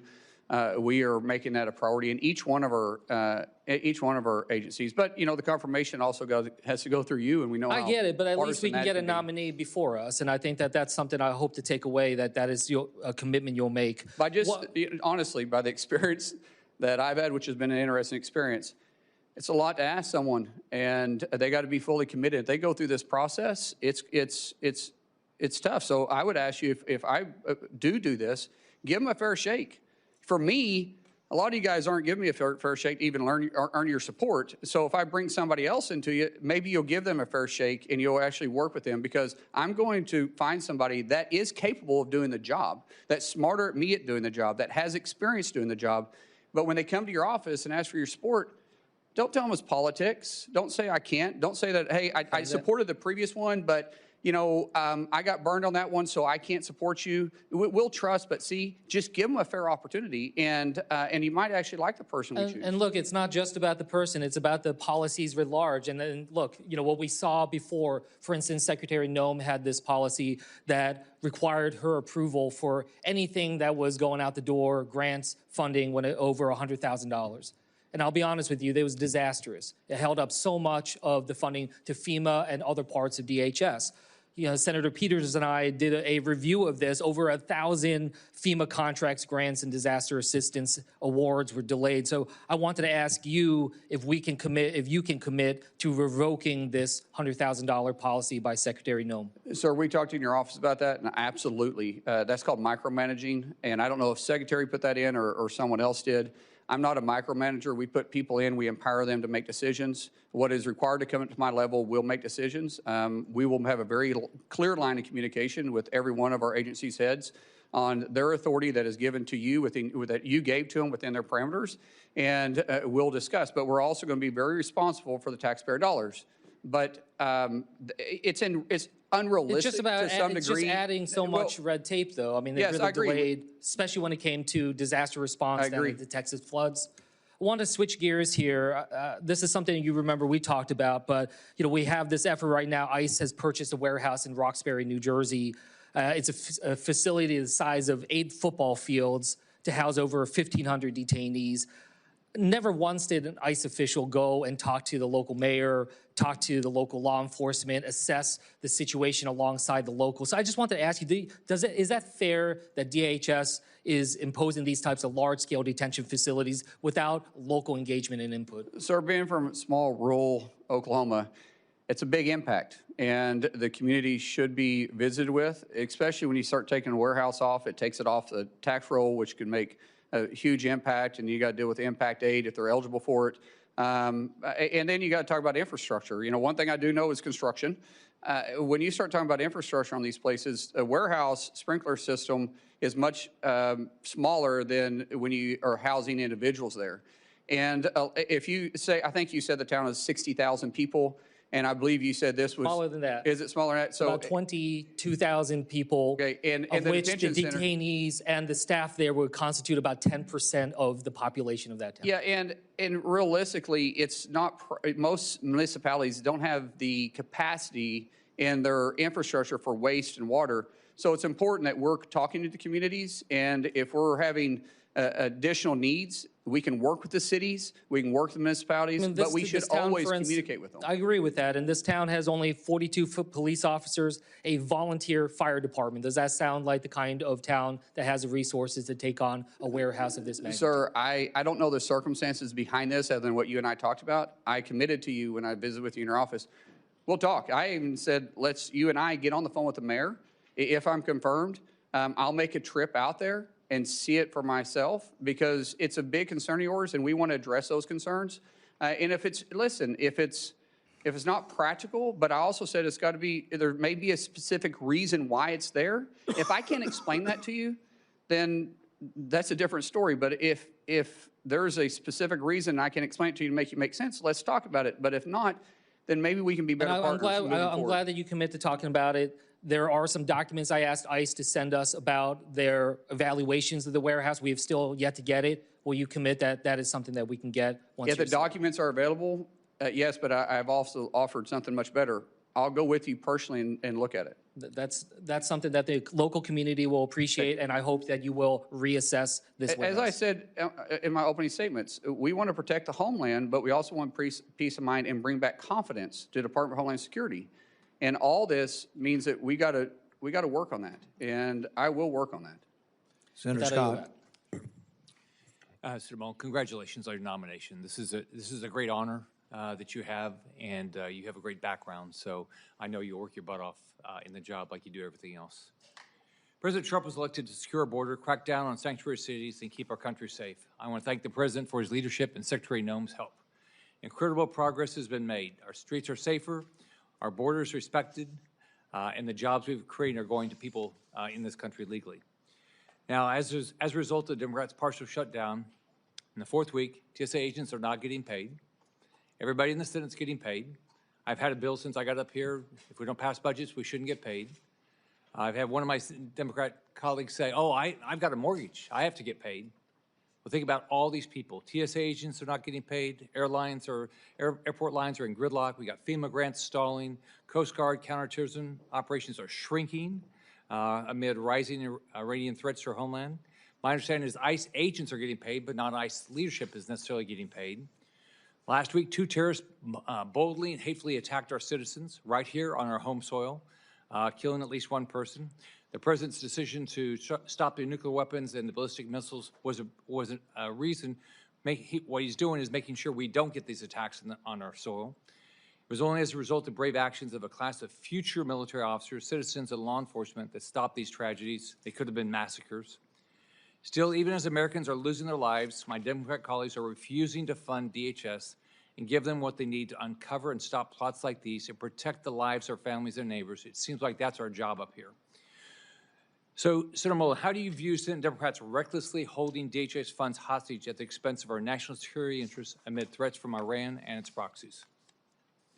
Senator, it's unconscionable. How can you sit there with a straight face and say that we're trying to take care of the American worker when you're choosing to not pay 260,000 people and you're affecting their families? We've heard the stories of families having to stand in charitable lines for basic needs or getting a loan. And like I said, this isn't the first time. We're a month into this. They just came out of a 43-day shutdown that they were probably just recovering from. And yet we're still going to sit there with a straight face and say it's not about politics? So in sanctuary cities, local authorities can decline ICE detainers, which means that criminals are released back into the community rather than transferred safely into ICE custody. First off, I can't imagine anybody elected that wants criminals back in their community, but that's happening. This creates opportunities for illegal fugitives to relocate or reoffend, like in the tragic murder of Kate Stanley. It also forces DHS officers to go into neighborhoods to root out violent criminals, which is way more. Not only does this cost the taxpayer more, but also increases the risk for everybody involved, including bystanders, DHS officers, and potential future victims. We're seeing this play out right now just a few miles away, where local officials in Fairfax, Virginia are refusing to turn over an illegal immigrant who was arrested for groping 12 underage students. And the local elected want to put that person back out in the community. That's not even here legally. Instead of turning him over to ICE, Fairfax County prosecutors are trying to get him released. This is just one example of how sanctuary city policies choose to put illegal aliens over American citizens. How do you plan to deal with sanctuary cities like Los Angeles and Chicago to remove criminal illegal aliens? Sir, it's been a difficult conversation that's been had with these sanctuary cities. As I said, going on, we don't get to choose which laws we enforce. As elected officials, you shouldn't choose which laws you enforce. We're not asking them to go out there and enforce immigration. We're just saying, be good partners with us. If we've got to serve judicial warrants, let us go serve the judicial warrants. If you pull over somebody that's wanted, that's in the country illegally, and it's a municipality, we're saying just hold them. At least let us do a background check on them and see who they are. And working with the municipalities are going to be vitally important, but also you've got to take a look at if they're not willing to enforce federal law and work with us, then where's the taxpayer dollars going to? And ideally, I would like to go in there and talk to the mayors. I'd like to go in there and talk to the sheriffs, talk to the police chiefs. Say, what is your concerns? How can we get past this? Because the president has made it very clear. He wants to protect the streets for every American. He wants to restore law and order to every city. I don't think that should be controversial. But some people have for political purposes, or maybe they didn't like the tactics. Either way, I find it really hard to believe that law enforcement in those communities don't want to do their job. So maybe we sit down and we just work it out. It's like I tell my wife all the time. Sometimes when she gets mad at me, and I'm right, she's wrong, by the way, but sometimes when she gets mad at me, I have to apologize because I simply say, that was a joke, by the way, for everybody that's married. But I have to apologize, and sometimes I tell her, I said, honey, it's a misunderstanding. We still love each other. We still want the best for our family. And these law enforcement, and I would even say these mayors, they still love their community. They still love their cities. They still love this country. So maybe it's a misunderstanding we can work by. And I'm going to start with that. That's what I'm going to start with. If we have to do something different, then we will, but that's where I'm going to start at. It's a misunderstanding, but we're going to force the nation laws and make sure we protect everybody in their city and hopefully work with them and never work against them. Senator Mullin, as Secretary of Homeland Security, do you have any ability to ban funding to sanctuary cities that ignore the federal laws meant to make citizens' lives safer, but then turn around and ask for federal money for added protection? Sir, that would be a last option, but at the end of the day, taxpayer dollars have to be used for the right purposes. And if people are refusing to enforce the nation's laws, then I think it's really hard to justify why we're sending them taxpayer dollars that are coming out of Oklahoma or coming out of Florida or coming out of Kansas or Arkansas when they're making that decision. But I will say that is not going to be my first or second or even third approach, but that would be my last resort. Right. Congratulations on your nomination. Good luck. Thank you. Senator Fetterman. Thank you, Mr. Chairman. So, hello, Senator Mullin. Thank you for coming in today. So, Americans don't like chaos, you know. America definitely didn't like the kinds of chaos during the Biden administration at the border.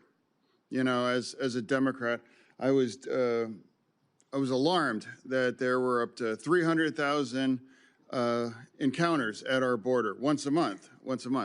And that puts that in perspective. That's the size of Pittsburgh showing up at our border. And that's not sustainable, and that's not manageable, and it's making it possible for us to assimilate. And now if you care about immigration, as I deeply do, you can't possibly provide the American dream for people when the size of Pittsburgh showing up at our border once a month. That need to be brought under control. And that happened. I signed up that as a Democrat. The second part is rounding up all of the criminals and deport them. You know, I can't imagine why we can't agree with that as well, too. That's another thing that I signed up. One name that often doesn't come from my side is Laken Riley. I agree for Renee Good, and I agree for Alex Petty, but I also deeply, deeply agree for Laken Riley and their family. And now all three were failures of our government there in that circumstances. And as I was proud to be the co-sponsor of the Laken Riley bill, because we have to address that. Two things must be true here. We need to have a secure border, and we have to round up and deport every single criminal in our nation. I can't imagine why that's critical or controversial for anybody, you know. So I'm trying to find a way forward. And now you and I have had conversations on this, and that's your commitment to focus on those things. I believe that's effective, accurate, correct? Yes, sir. Yeah. And now another thing. I know there's a lot of hard personal feelings here, and absolutely, it's terrible what's happened, and political violence. I mean, it's rampant. So now, but also, President O'Brien's here not for round two. He's here because he fully supports your correct. Yeah, round three. Okay. Yeah. So it's about letting it go and moving on. And I've done that too. When I was in the hospital and things were touch and go, you know, I know there were unkind things said about me, but I can just say that it's better to just let it all go and to find a way forward. That's the time that we're in right now in our country on that. Now, people might describe you in those kinds of moments, but I'm going to describe you. We got a chance to get to know better when we joined a Codel to Turks and Caicos, correct? Yes, sir. Yeah, and we did that because Americans were looking at over a decade in prison because they had a couple random bullets in their luggage. And those Americans ran the gamut of a black grandmother from Florida, I believe, and Pennsylvania, that live in Western Pennsylvania that I did, and I was able to welcome him at the airport when he returned there. So that was about a commitment to working together. Imagine just because a couple random bullets, accidentally, they were looking at over a decade in prison. Now, we worked together, and now not one single American really faced that kinds of thing. So that's about committed to working together. So now, and also as a Democrat, you know, that I made me the only Democrat that refused to shutting our DHS down. You know, some people might say that doesn't mean I have any less commitment to reform ICE. That's just categorically not true. But it's a strange devotion. I don't understand why you would shut the entire agency down just because you want those kind of reforms on ICE that has absolutely no impact on ICE and doesn't force any of those things. I refuse to do that, and I refuse to punish those union members that are working. And now especially parts of that, it's true. It's like the cybersecurity agency is part of DHS? Yes, sir. Yeah, and that's currently on the shutdown. And now two of the top agents of cyber attacks come from Iran and China. They must be elated to know that that part is all shut down, because that's part of this shutdown that does not bring any reform to ICE. You know, that I want any less than other Democrats, you know, here. The difference is I refuse to punish and make our nation less secure part of that. So for me, I came here and I committed to come here with an open mind, and I'm going to continue to do that. And it's not going to be about gotcha moments. For me, it's about just saying, my experience with you has been consistent kindness and professionalism. You know, the first time I met, it was you and your wife behind you when I was here at the orientation here in the Senate. And even before you got the call for the big job, you know, we were even discussing about getting together and having dinner as family. So that's an ongoing relationship, because that's also part of the fact here in this town, you got to get along and find a way to work together. And now we have to come at it and just let things go in the past for that. Finding a way forward, that's my responsibility to represent Pennsylvania. And for you, I just want to thank you for showing up. And now I'm going to engage, and I'm going to remain with an open mind throughout all this, as I made to my friend here. And I'm going to do that. So thank you for bringing your family here too. And I look forward to hearing for the rest of my colleagues' views on you. Chair. Thank you, Senator. Senator Ernst. Thank you, Mr. Chair. Thank you, Kristi, for being here as well. Senator Mullin, I have to say, I'm just going to be blunt, very honest with you. I hope that the president is watching. I am going to say to the president, I am really upset that he has made your nomination. Why? Because I will be losing from the Senate one of the best friends that I have here, truly. But in that same accord, I am so grateful to the president for making your nomination to Department of Homeland Security. So we've had a lot of discussion here. I know, just as Senator Fetterman said, there are a lot of differences and opinions on the politics surrounding DHS. And Senator Fetterman mentioned that he grieves for all of those that we have lost. Those protesters, we grieve the loss of young women, young men that we have seen at the hands of those that have migrated illegally into the United States of America. We grieve them all, and I think we can acknowledge that. And it's important that we do that. We're in really trying times right now.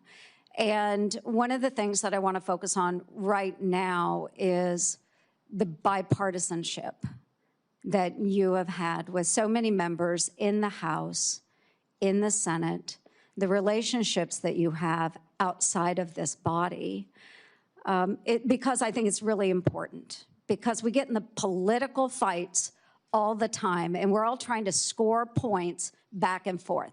Bipartisanship is not very sexy, but I think we need a lot more of it. So Josh Gottheimer was here today. I respect him so much. And the fact that you remain friends today is incredibly important. I noticed you also gave Joe Kennedy a shout out. So I sent him a picture I took of you from the dais because I know Joe really well as well. There are so many relationships that we have in this body, and I wish more people would see that we have those relationships. We carry them in our hearts. It means we're better people because we open our minds to listen. And to that point, I want to thank you, Mr. O'Brien, for being here as well. Because what started out as a very big difference between you and Mr. O'Brien, you found a way to both of you come together to share thoughts and ideas and turn something really good out of that discourse. And I think more people need to learn how to do that. And so to all my friends sitting here in the dais and those that are watching, is that this is how America works, where we're able to take differences and come together and not just shout at one another, but come together and figure out a way forward. That's what makes this country such an incredibly brilliant country, is that we can recognize those differences. So I want to talk a little bit about a trip that we took last year. So many folks know that you serve on armed services, I serve on armed services. We do congressional delegation visits. And a little over a year ago, or about a year ago, Senator Mullin led a congressional delegation visit into a country that had not been visited by an official delegation trip in 15 years. Along on that trip, I was also there. Chairman Smith was on this trip as well as Democrat Jimmy Panetta of California. We went to Syria. We sat down with the president there, al-Shara, for his first official visit from the United States of America. Now, a lot of people will say, he was a member of al-Qaeda. What are you doing sitting down with somebody that was a member of al-Qaeda? It's the same reason we sit down with people that we have differences with, is to find a way forward. So, Senator Mullin, I would like you to talk a little bit about that trip and why you believed it was important that we do that. Thank you. Thank you, Senator. You're right. The president of Syria wasn't really somebody we should have a lot of common ground with. And we actually talked about that. Him and I talked about that. Had a very blunt relationship about it. But the fact is, our world is different. And there's different leaders for different countries and different places. And you have to understand the region and the area they're in. We're not in the business of necessarily picking the leaders, but when we do, hopefully there's a way that we can work it out. And if you remember the president at the time, he said, when I was younger, I was fed a lot of propaganda. And I'm paraphrasing this. He says, but when I was in American prison in Iraq, he started looking at things different. And then he also went on to say, yes, I was affiliated with al-Qaeda, but it's much like you guys being affiliated with Russia. It was interesting to me knowing how he went through the history. He said, it's much like you guys being affiliated with Russia and China and World War II, and look where you're at today. Sometimes in war, when we're fighting for our country, I left Iraq and came back and fought for Syria because that's my home. We have the most diverse population in the history of the world in Damascus. And I don't want the foreign influence. And after I got out, I realized my fight is for my country, not for this necessarily organization, but for me to get resources, for me to get fighters, for me to be able to fight for my country. And hopefully, even though he said openly, I never planned on being president of the country. I was just wanting to get my home back. I find myself here. And he was very open. He says, I have made mistakes. And I said, I've made mistakes too. And I said, we're not perfect, but if we can work together to be a trust but verified, he says, I want a relationship with the United States. I want to have that relationship. That's not common for somebody with al-Qaeda ties. That's somebody that says, yes, my past is my past, but I'm looking to the future. And I think we all have past. In past, we can learn from. We learn from successes and failures in our past. But if we can grab the past that we made a mistake on and say, yeah, that's a mistake, I'm not going to make it again, that's a lesson. That's where wisdom comes from. If you can also learn from your successes, then that's also where wisdom comes from, and that's considered someone that has the potential to be a leader. And I would rather work with those leaders like that than to continue to see the civil war that was going on, and in some cases still going on in Syria. Yes, and thank you. And I just use this because my time has expired, just to demonstrate how we all have such significant differences. We can come from different backgrounds, but I've been on a lot of congressional delegation visits, folks, a lot in the 12 years that I've been here. But to watch Senator Mullin lead this delegation and to be able to speak to someone that is far different than we are and bring our countries that closer together, I know that he will do that with every one of us serving in Congress. I know you will represent us very well. You will represent the administration very well. You will make our country safer. So thank you, Senator Mullin. Thank you, Kristi, very much for your friendship as well. Thank you, Mr. Chair. Senator Slotkin. Thank you. Thanks for being here. Thanks for our conversation yesterday. I want to just actually add on to what Senator Langford was saying and just focus on the attack we had at a temple that's very close to my heart in Michigan, a place I know well. Last week, we had an anti-Semitic attack meant to terrorize not just that synagogue, but the entire Jewish community. And I think the light is really blinking red. And that is the feeling for the Jewish community. And just as an objective statement, the Jewish community is 10 times more likely to be the victim of a hate crime than all other religious groups combined. That's not a political statement. That's a factual statement from FBI data. We talked about the need to work together. The Jewish community is spending about $1 billion a year privately securing their own institutions. No religious group should have to spend that amount of money that could be going to lots of other things on their own security in the United States of America. So I would just ask your help in reforming the nonprofit security grant program so it's agile, so you don't have to like win the grant and then still do 100 pieces of paper, maybe even looking at a rapid reaction fund, but certainly asking for some sort of task force. You know, I'm thinking about the community in Australia that went to the Australian government, the Jewish community, and said, we're seeing just a real uptick in threats. We're terrified. And then we have Bondi Beach and a very horrible thing. So can we just agree in public, again, on a bipartisan basis, to sit together to reform this program and figure out how we manage to the threat, because we're not hitting it right now.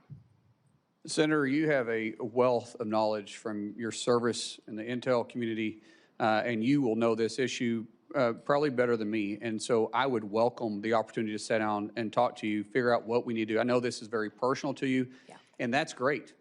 We may have some differences on some political views, but this isn't one. You and I will be, you know, laser focused and get this resolved if it's possible. But yes, I would absolutely welcome an opportunity to work with you on this. Great, I appreciate that. I think, you know, in general, your position or your future position as Secretary of Homeland Security sits at like the fulcrum of these big issues we're having as a country.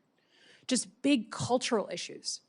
The use of law enforcement in our streets and where our rights begin and end, and then our elections, our democracy.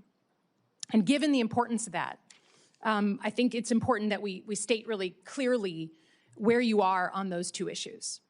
You know, I think first and foremost on the use of ICE. You know, my state voted for Donald Trump in 2024. A lot of people supported the president's immigration agenda, but then they watched with their own eyes, not filtered through a news source. They watched with their own eyes American citizens killed in their streets for protesting. They saw children caught in the crossfire and being tear gassed.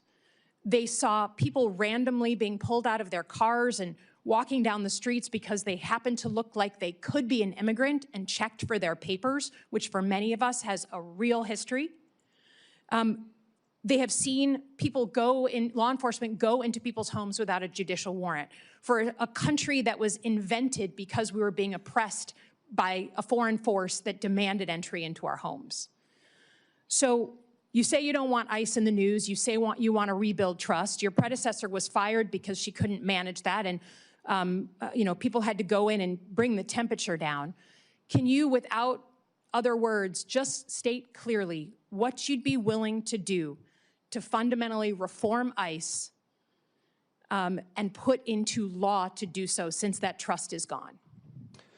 Ma'am, as you know, I can't make the law. You guys make that for me. But you're going to be the secretary. Yes, I agree, but I can't make the law. I can work within the parameters. No, but tell us what you'd be willing to put into law. So right now, the law that I work into is your guys' decision. We'll work through that. But I do believe there is a better approach. And I think working with municipalities, I would love to see ICE become a transport more than the front line. If we can get back into just simply working with law enforcement, we're going to them and we're picking up these criminals from their jail. One, we're going to reimburse them for having the person there. And have partnership is vitally important. I don't think there needs to be a law to change that. I think I can work within what is there, but there's an approach that can happen, but we got to have partners. Yeah, I understand, but we're not going to agree to this here, but I would just say the ability the trust is gone, and not just with Democrats. That's why we're here. That's why your predecessor was fired. And there needs to be fundamental reform of this law enforcement agency. And I think that the public writ large is crying out for that. Let me turn to elections. Senator, let me turn to elections. The Department of Homeland Security has the mandate since the Obama era for securing our election infrastructure. That's an important job, and you'll be secretary. The president has continued to say that he won the 2020 election, even though there's been 60 court cases saying the opposite. He has said he wants to federalize the elections. He has said name-check cities, including Detroit. He has said voting machines are inaccurate. He has said in the State of the Union, I was on the Senate floor, paraphrase that if his side doesn't win in November, then the elections were rigged, which is exactly what he said 8 months before the 2020 election. You have your own history. You did not certify the 2020 election. There are people at the Department of Homeland Security, 3 people specifically, who are well-known election deniers now running election security functions. Who won the 2020 election? Ma'am, we know that President Joe Biden was sworn into office. He was the president for the last 4 years. But I do believe I believe my job as Department of Homeland Security Secretary will be to make sure that we assure that the elections are fair and people can trust them. Does the federal government run the elections process, or do states?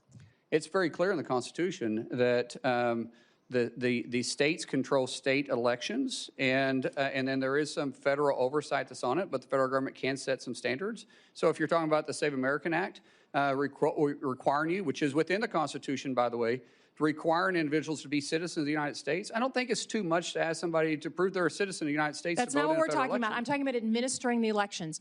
If you are Secretary of Homeland Security, do you feel you have the authority to put uniformed officers at polling locations in 2026? Ma'am, we said this in your office. The only reason why my officers would be there if there was a specific threat for them to be there, not for intimidation. And so I said even though we didn't need it during World War II, we didn't need it during Vietnam or the War on Terror, we never had to put uniformed military there. Now, you feel that there's going to be a reason that there's going to be an armed threat to the United States that you need to potentially be there? I said I can't sit there and guarantee hypothetically of what threat would be and not. I'm not putting military. That's not within my purview. Uniformed officers. But if there is a threat, a specific threat, say it's in a Jewish community, and there is a threat that's specific to that polling area, then we will work with local law enforcement. There'll be a reason for us to be there, and it'll be known why we're there. I think the reason you're here and not Kristi Noem is because Americans trust their local law enforcement now way more than they trust ICE. So I would just say if we ever get to the point where you are being asked to put armed ICE officers at polling locations, we have lost the plot as a country. We have fundamentally lost it. And until I hear someone tell me that this man, President Trump, will actually allow us to have a free and fair election, there is zero trust here, and I cannot trust that he won't try and steal it. Again, I yield back. Senator Moody. Thank you, Mr. Chairman, and congratulations on your nomination. Congratulations to your family. I can't think of a better person at this moment in time to lead such an important agency. Talking about Americans trusting their local law enforcement, I think that is true. I think that's one of the reasons, as the Attorney General in Florida, I worked so closely with our law enforcement, our local law enforcement, to make sure we were triaging our resources and going after really bad people that wanted to harm our community in a way to make our state safer. And part of doing that is we supported them. We made sure that they had resources, they had more the support behind them. They knew that we had their backs. I'm proud that Florida was the first state to have every single county sign up to work with the federal government, because we were dealing with an unprecedented situation following the last administration where you had people working with radicals in that administration to destroy the border, roll out a welcome mat to everyone, and has left our nation reeling from an unprecedented surge of people we don't know who are here, many of which, before they even got here, had committed crimes and have committed crimes since. The way to recover and shore up our communities is to work with, in partnership, local law enforcement who have an expertise in their communities.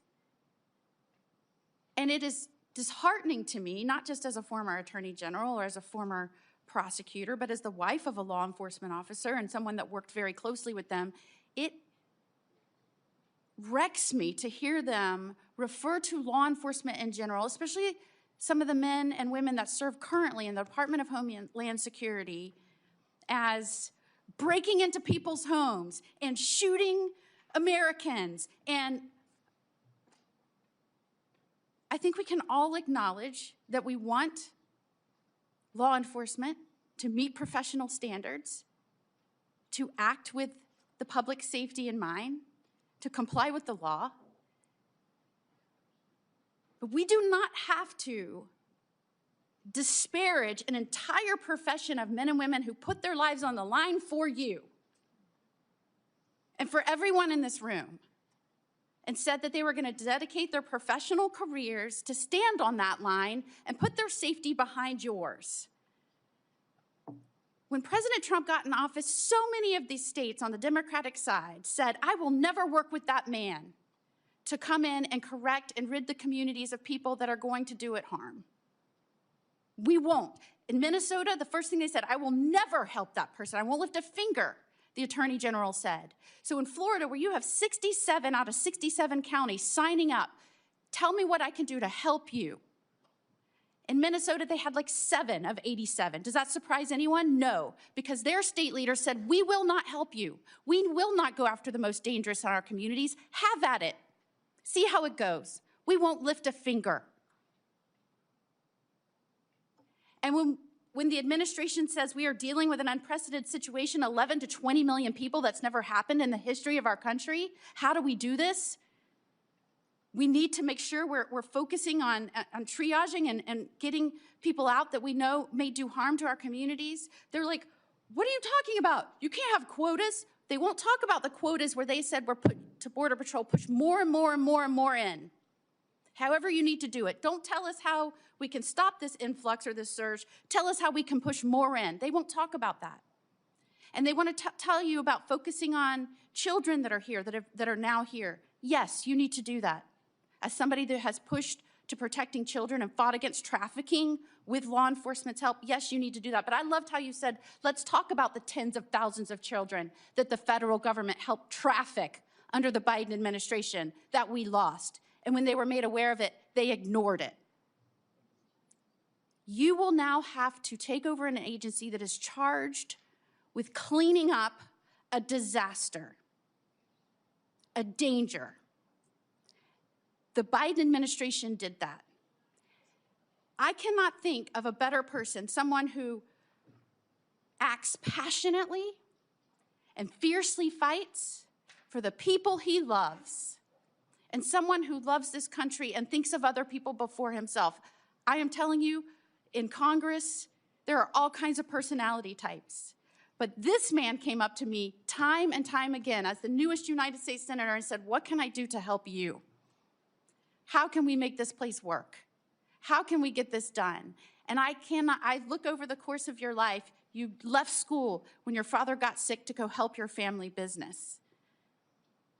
That's the kind of person you are. The kind of person that stands up for every person in this office. That's the kind of person, passionate, fierce, a fighter, loyal. That's who I want now protecting this country at the head of the Department of Homeland Security.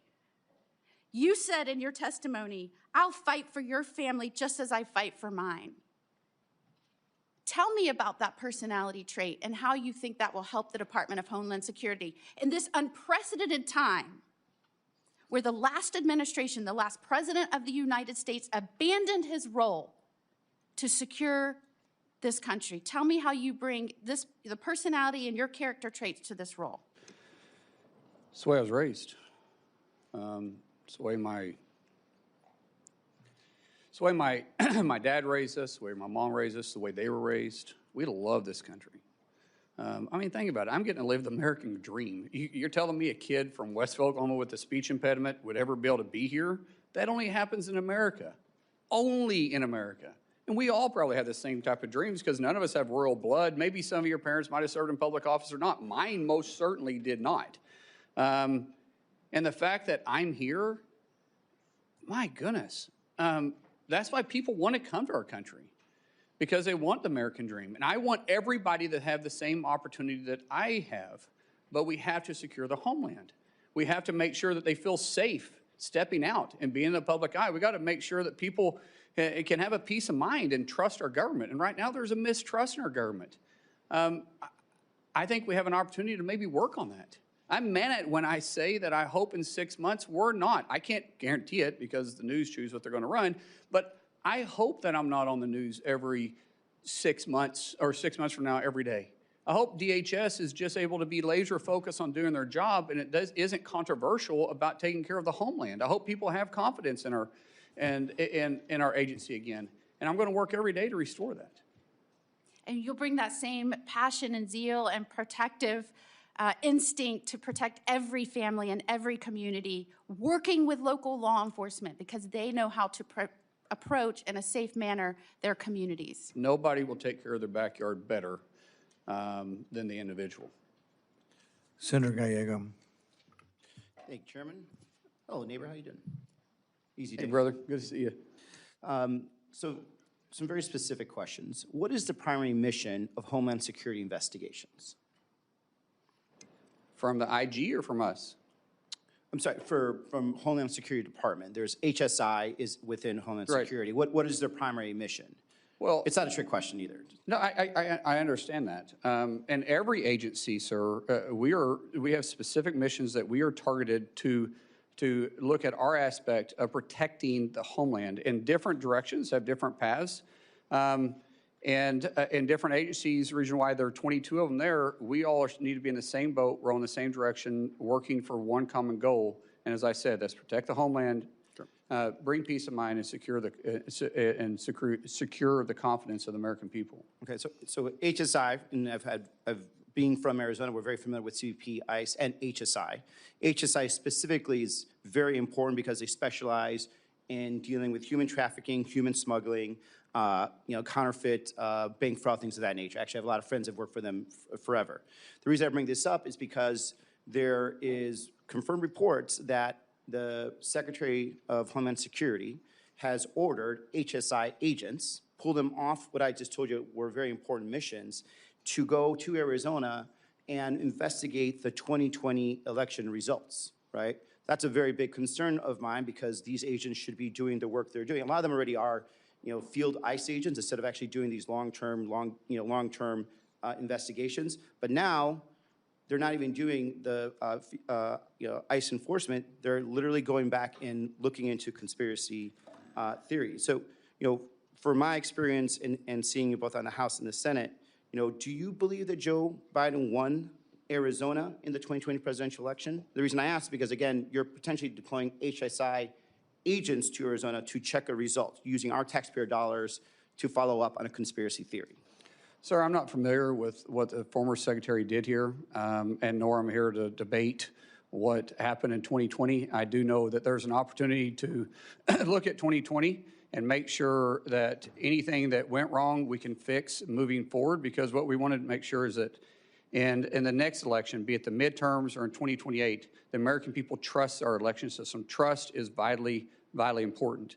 I want to always look at past mistakes and past successes, because I've addressed this multiple times, and I know everybody's busy here, and I know you didn't get to hear me earlier. But Senator, I think we can always do better, and I want to do that. Just like you and I, we've worked on immigration issues before, but because we both know we can do it better. But you're talking about perspective. I'm talking about going back, and the fact that we're using Homeland Security funds, investigators that should be using their time and value more to check onto something that, by the way, had multiple independent audits, even one run by the Senate Republican and Senate State House representatives that passed, accuracy tests, hand counts, 14 court cases that were confirmed that Biden won in my state. And so when I have personal friends that are HSI agents, friends that I know are telling me they are now being diverted from their duties, and what they're doing is they're instead of investigating child sex trafficking, child abusers, drug traffickers, which I don't disagree, we have not been doing the best at, and certainly I think a lot of that was under the Biden administration, did not do that sufficiently. But now instead of it not being done, now we have the opposite, where some of these best trained people are being ordered by somebody within the chain of command of the White House, which I get to quest later, to go investigate this false this false conspiracy theory, right? And like, as much as, for me, a concern of mine, because, I do know you very personally, and we got into work together. I think you're an upstanding guy, and I reject this idea that you're not qualified for this job 100%. But when it comes to something as existential as this, that's when I have to start questioning, like, are you going to be in charge of a department that's going to say, you know what, HSI should not be used for this? As a matter of fact, no one in Department of Homeland Security should be used to do and investigate an election conspiracy. So that's, what I want to communicate on this. Like, I really urge you just to end the investigation. There's no reason why we need to go relegating back to 2020. There certainly isn't any reason why we should be using these highly trained professionals that should be going after some horrible people to be investigating conspiracy theories that have been litigated multiple times and put them back where they were. Moving on from there, my other concern is something that I saw, with the previous secretary, and something that I've seen in myself in my time in the Marines, is that a chain of command is very important. I don't believe there was a real chain of command that was in the Secretary of Homeland Security. And when I say that, it's because I think Stephen Miller was the person that was actually calling the shots there, and you could see the results of what occurred. You had men and women in ICE and CBP that felt that they were unaccountable, talking to actual ICE and CBP agents from Arizona that got deployed to Minnesota. They don't know who really was in their chain of command. They didn't have operational orders. A lot of them did not understand, how to actually engage with the public at all. And when there was a point of who is responsible for making decisions, they could not figure out if it was Miller or if it was Secretary Noem and her deputies. They couldn't figure out if there were quotas versus there are quotas. Now we know that there are quotas. This is the problem. Is like, I want to make sure that if you're there, you're in charge and not Stephen Miller. Sir, the President has nominated me to be Secretary of Homeland, and I'll take full responsibility for that. Chain of command is important. I believe in empowering people to make decisions, but I will still be talking to the President on a regular basis. And any policy that is within my realm of authority that you guys give us, if the President wants us to look at it, we'll look at it, because I serve at his discretion. Yeah. One thing I don't know if it's been mentioned here, you probably would be the only second Native American in the history of the country to be a cabinet member, which I appreciate. And you know that I also do a lot of work with our Native American communities, the 22 federally recognized tribes in Arizona. And the one concern I also have is that when it comes to building some of these installations on the border, there has been very, very little to no tribal consultation, especially with some of our border tribes, the Totowa Nation, where we are building walls in areas that doesn't have much like ESL. So I have problems with English once in a while too. There's a border wall that is going through tribal land that is in very sacred land that is not crossed and used significantly by human smugglers. It's important that DHS actually speak to these communities. They actually have programs that they do where they actually are working with DHS and local law enforcement to stop illegal smuggling, called Shadow Wolf program that DHS supports. But this last administration in DHS did not talk to them whatsoever. Did not talk about, did not even give the vague idea of tribal consultation, and now they're just building into some areas that has, unfortunately, some burials of some of their the people from their tribe. And so I think it's important that we reestablish tribal sovereignty, and I hope because of your background you'll understand and appreciate that. I respect tribal sovereignty, and there's a lot of technology. Now, we do have a job to secure the border, but we will work with tribal nations because there's other ways to have a physical barrier where you can have technology there too. And I don't think anybody would complain about that, but yes, you know my background. We have worked on tribal issues a lot, and I appreciate your passion. And I have a lot of good friends in Arizona with tribes that have that we've been able to have good relationships with. And these tribal nations would absolutely work with you as long as they felt that there was the respect and also respect for the land, because we have a history of that. And, Mr. Chairman, I'm up. I can. We're going to come back around if you have a question. Senator Hawley. Thank you, Mr. Chairman. Senator Mullin, welcome to the committee. I see you have some supporters with you today. Chairman Smith, good to see you. My friend Sean O'Brien is here. I want the record to reflect that my money was always on O'Brien. I just want that noted. I want it noted for the record. Senator Mullin, let me ask you this. In your own words, could you tell us just in capsule form, what is it that DHS, what's the mission of DHS as you understand it, as you would put it, as you would explain it? Quite simply, it's simple: to protect the homeland. Very good. To protect the homeland. Okay, let me ask you this. 10 days ago, there was a shooting at Old Dominion University that left one person dead, 2 people critically injured. The gunman had potential terrorist ties. Is this a good time for the Department of Homeland Security to be shut down and unfunded? It's the worst time, and keep in mind, we just came up a 43-day shutdown, and this is the 3rd time in a year, and it's devastating to the morale of the men and women we have tasked to take care of all of us, all the homeland, regardless if it's a blue state or it's a red state. We have to look at it all the same, and they have that mission mindset, but they don't have the pay to follow it up. A few days before that, 2 individuals attempted to detonate bombs in New York City in a way that would cause mass civilian casualties. Both of those individuals have potential terrorist connections. In light of that, is it a good time for DHS to be shut down?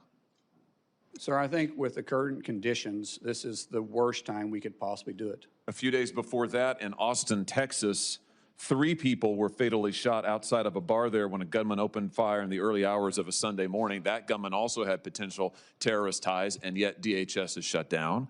Just a week ago, a gunman loaded his truck with incendiary devices and rammed it into the Temple Israel Synagogue outside Detroit, Michigan. As I'm sure you know, 40 law enforcement officers, 40, had to get emergency medical attention. It's a miracle. By the grace of God, nobody was killed except for the gunman.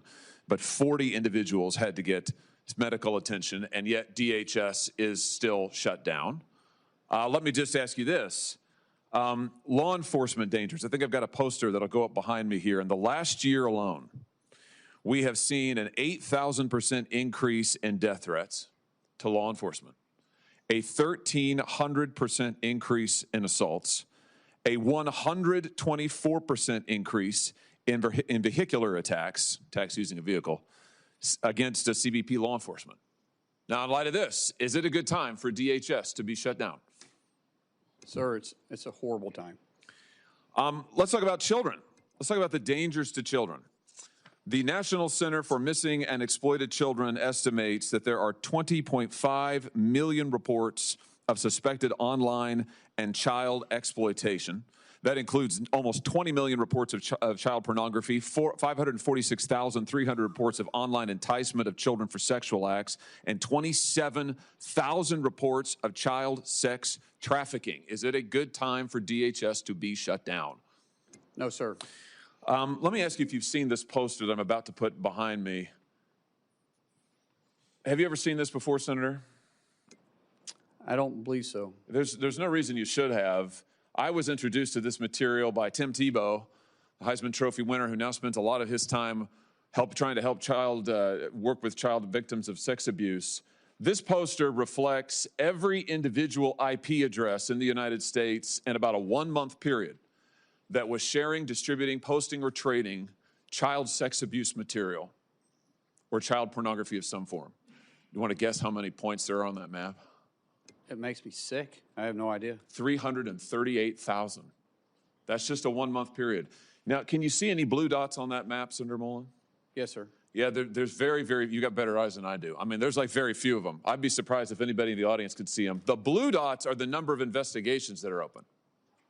Look at the red dots, 338,000. Look at the blue dots, you can hardly see them. Why would that be? Because in the best of times, the Department of Homeland Security has only 10 HSI agents who are fully dedicated to doing this. That's all Congress has given you, 10. Right now, none of those are funded. Is this a good time for the Department of Homeland Security to be shut down? I think any parent can look at that and it makes you sick, especially with teenage daughters like myself. That's scary. We have to focus on this. It's very scary. That's exactly right. I'm glad to hear you say that. The Biden administration and your predecessor in this role, Alejandro Mayorkas, lost track of 450,000 children who were trafficked across our border over a 4-year period. 450,000 children. It's the biggest child trafficking ring that was set up under the last administration in the history of this country. The president has been doing a tremendous job. They found in the last year over 145,000 of them. That leaves almost 300,000 who are still missing. And yet, the Department of Homeland Security is unfunded and shut down. Let me just ask you again, does it seem like a good time for that? No, sir. Let's talk a little bit about the challenges that are being faced by people across the country who are facing natural disasters, as we have in my home state of Missouri. We had major tornadoes rip through Missouri last spring, all across the state, particularly concentrated in the eastern part of the state, the St. Louis area, southeast Missouri. We have thousands of people who are without power, who lost their homes, many who were injured. We have had much disaster aid approved by FEMA, but we're still waiting for some of that aid to get to us. And now FEMA is shut down. So I've got thousands of people in Missouri who are awaiting the aid that the president has approved, by the way, and that FEMA has approved, but that's in the process of coming to the state. I've got probably hundreds of people who are not able to go back to their homes and who are applying for individual assistance that hasn't yet been processed by FEMA. And now they're being told, well, sorry, there's nothing we can do because FEMA's shut down. Does this seem like a good time for DHS and FEMA to be shut down? No, sir. In any airport in the country right now, if you go and look, you will find hours, backups of 4 and 5 hours. You'll find TSA agents. You alluded to this earlier, Senator. Over 10% of TSA agents now are not able to come to the job. Why? Because they make on average $45,000 a year. They can't afford their rent. They can't afford to buy groceries for their kids. They've missed now 2 paychecks. This is endangering the security of our flyers. It's endangering the security of our airports. This is a terrible time for DHS to be shut down. Here's my point. Whether we're talking about children who are missing, whether we're talking about the situation against our law enforcement officers, whether we're talking about the dangers to the homeland, we are involved in a major conflict overseas. This nation's homeland needs to be secured, and yet my friends across the aisle have shut down the Department of Homeland Security. They have defunded every agency we just talked about, and I just want to ask them, how long is it going to take? How long are these children going to have to wait in exploitation? How many more are going to have to go missing? How many TSA agents are going to be able to afford to put food on the table for their children? How long are the people of St. Louis and southeast Missouri going to have to wait to get back into their homes before we can finally have a vote to reopen the Department of Homeland Security? It is long past time. I welcome your nomination. You're going to be a terrific leader of Homeland Security. I can't wait to see you there. But it's time for this Congress to do its job and fund DHS and protect the homeland of the United States of America. Thank you, Mr. Chairman. All right, thanks, everybody. We are going to do another round of questions. I want to let anybody ask a question that wants to ask a question, but I really don't want to give everybody 7 more minutes. I want to kind of keep it to pressing questions. We'll start on the Republican side. Does somebody have a pressing question they didn't get to ask or would like to ask? I'll yield back. Anybody else? Senator Ernst. Yes, thank you. Again, Senator Mullin, I truly appreciate you being here. And I do want to ask some questions. I do want to follow up. So many people have pointed out the various departments that exist and are not being funded under DHS. So we have a really, really significant anniversary coming up this year. So most people will think it's our nation's 250th, which is extraordinary. But the other significant anniversary that has impacted so many of us, especially those of us that have served in uniform, significant anniversary, the 25th year of September 11th, 2001. So right now, we are currently in our 32nd day of the Department of Homeland Security being shut down. We have men and women serving in TSA, in FEMA, in the Coast Guard, Secret Service, in the Cybersecurity and Infrastructure Security Agency, all of them under DHS, not being funded. Now, I just heard in the first round of questions, one of my colleagues on the left say, this has nothing to do with ICE. They are funded. If it has nothing to do with ICE, why are we not funding these agencies that protect Americans? Especially as we're coming up on the 25th anniversary of September 11th this fall. It's a significant anniversary. I hope never to repeat it. But the fact of the matter is that there is a greater possibility of September 11th happening all over again because we are not properly funding the men and women that protect our homeland. So I don't want to hear folks say it has nothing to do with ICE, because I do believe when we get into the politics of this, it is about ICE. It is about ICE. So I would love for my friends on the left to acknowledge it's about ICE, but acknowledge that protecting our homeland is much more important than the politics of this. So, yes, question. Senator Mullin, do you think it's time to set aside the partisan politics and partisan games and fund DHS as a whole so that the department can be fully functioning to protect Americans, especially as we are approaching this fall, the 25th anniversary on one of the greatest attacks that we have ever seen on our homeland? Yes, Senator. I look at this as a political theater that we're playing games with, and we're risking people's lives, and we're disturbing people's lives. As I stated earlier, we have 260, 280,000 employees in DHS that's still on the job, still working, still keeping us safe without pay. I don't know how in good conscience you could sit there and think that's okay. It is not okay, and I look forward to your leadership at Department of Homeland Security. Thank you, Senator Mullin. I yield back. Senator Peters. Yeah, I have a couple questions for Yes, sir. you, Senator Mullin. But before that, I just want to clarify what we're hearing about funding for Homeland Security. I think the political theater has been on the Republican side, because there is really no debate with any of my Democratic colleagues that we need to fully fund FEMA, that we need to fully fund the Coast Guard, we need to fully fund CISA, to fund all of those other areas. The TSA folks all should be fully funded. But unfortunately, my Republican colleagues who control the floor, you are in the majority, you determine which bills go on the floor and which ones are up for a vote.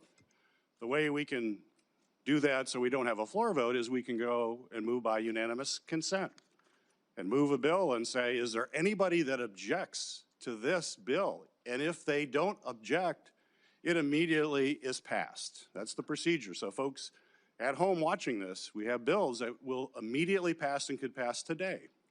We have put on the floor bills to fully fund TSA, and my Republican colleagues have objected. I heard all this support for TSA today, so I hope you tell your colleagues, don't object to the TSA funding bill. Please don't do that. We could pass it today. God, that would be great. But we heard a lot of theater, all this stuff. FEMA, pass it today. Coast Guard, pass it today. CISA, cybersecurity, pass it today. So as the nominee for Homeland Security, I would hope you would tell your colleagues, boy, this is really important. Don't object to the bill that allows us to pay for this. Now, granted, the CBP and ICE are not in there because we are around negotiating about making sure that there are guardrails in place so that local or that federal agents have to abide by the same rules as local police. You know, when I go home and I say that, everybody says, really? They don't have to do that now? I'm like, no. But Republicans are going to hold TSA hostage. They're going to hold Coast Guard hostage. They're going to hold FEMA, CISA. They're going to hold it all hostage because they don't want to give any ground on making sure we just have common sense guidelines. We have a solution for that. Pass the bills for all of these other agencies. Pass them. They can happen today. We've tried for the last 2 weeks, and my Republican colleagues object. Don't object anymore. And then let's focus on trying to come together. And I appreciate your comments about how we come together. Let's come together and figure out how we put common sense guidelines in place for federal agents that are operating in our communities. You've expressed an interest in doing that today, and I take you at your word for that. So let's do that.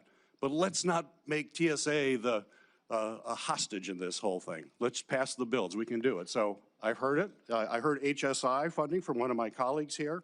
I want to be clear, HSI is funded because both CBP and ICE are fully funded because of the big bill that passed last year. So that funding isn't even in jeopardy. What's in jeopardy, we can fix today. All the things that are not being funded, we can fund today. And every single Democrat is for it. There's only one Republican. It only takes one Republican to object, and apparently that keeps happening. I'd talk to that one Republican and say, stop objecting to this. If you truly all believe in that, stop objecting to it. HSI is getting money now because of the big bill. But what's the problem with HSI? And I agree with my colleague with child exploitation. I'm going to be at the top of the list when it comes to making sure we're doing as much as we can to stop that. But unfortunately, this administration has actually transferred all those HSI people to immigration enforcement. They're not even doing what they were supposed to be doing. So I would hope if you are confirmed, you will bring those folks back to their role that my colleague says is so important, which I agree with. But why did the administration send them off to immigration work then? Apparently, the administration doesn't think it's as important as my colleague. And I just want to wrap up here. Questions that we had related to your bio. And the biography is important. And it's important that we fully understand how you're presenting yourself. And if there are any ambiguities, we want to work that out. On March 11th, I sent you a letter asking for information about any activity related to any special assignment, which you talked about here today, that you have been involved in. There was no exception for official travel or any of that. We just asked any of these special assignments that you have talked about. You responded to the committee in that letter by saying my voluntary work included special assignments outside of DOD, was that I offered support and mentorship from a Christian perspective to both Afghans that supported our efforts and other personnel that served in war zones. You stated your special assignments occurred intermittently between 2006 and 11. My letter did not exclude official travel, and it also gave you explicit instructions in that letter for providing classified information, how we could do that, and do it in a way that protects that classified information. You didn't provide any of that. And today is the first time that I'm hearing about your classified activities from 2015 to 16. Quite frankly, as we've had these conversations, you have not been forthcoming with me or this committee. The story always seems to evolve, to kind of change. And as you know, candor, honesty, transparency are absolutely critical, particularly at this time to try to build trust as the Secretary of Homeland Security. So we have to clear this up. We feel pretty strongly we have to understand exactly what this is, especially with all your public comments that have raised a lot of questions. We've checked. The SCIF is available.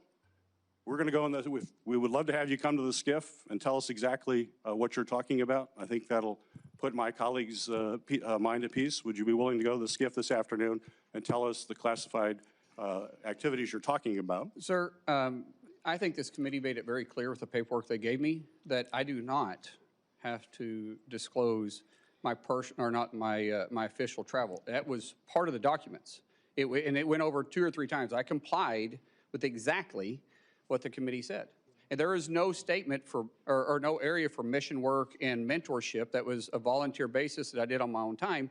And it was very specific over and over again that you don't have to claim official travel. We want to know what this supposed classified work was. We have real questions about it.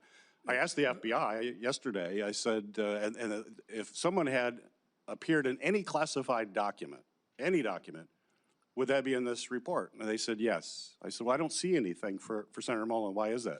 They said nothing showed up. We queried the Department of State, the Department of Defense, other intel folks. So you're in no classified document that the federal government has, according to the FBI, and yet you're telling me you did all this classified work. I don't understand how that recognizes. Sir, I didn't say all. I was very clear with what I said. I get what you're trying to get to here, and that's fine, but I complied with everything the document said, and it was official travel, and it was a classified trip. Well, let me just chime in on this. I've agreed this is the fastest hearing anyone's ever had. This will be the fastest vote anyone's ever had, and that's despite my qualms and problems with your nomination. And I'm willing to do that, but when the FBI came to my office, I asked them if you had done any kind of work for the CIA, the DOD, or any other. I haven't. Let me finish. Any of these kind of agencies or any kind of classified work, and they said the way it works is you would have a separate folder if you'd been involved in classified missions somewhere, and we would get to see the folder, and then we wouldn't talk about it. We would look at it privately, and we would know what you're referring to. So it's confusing to us because there may have been some papers that said your official trips were excluded. I don't know which ones were and weren't, but you've now mentioned today that you have activities you've done.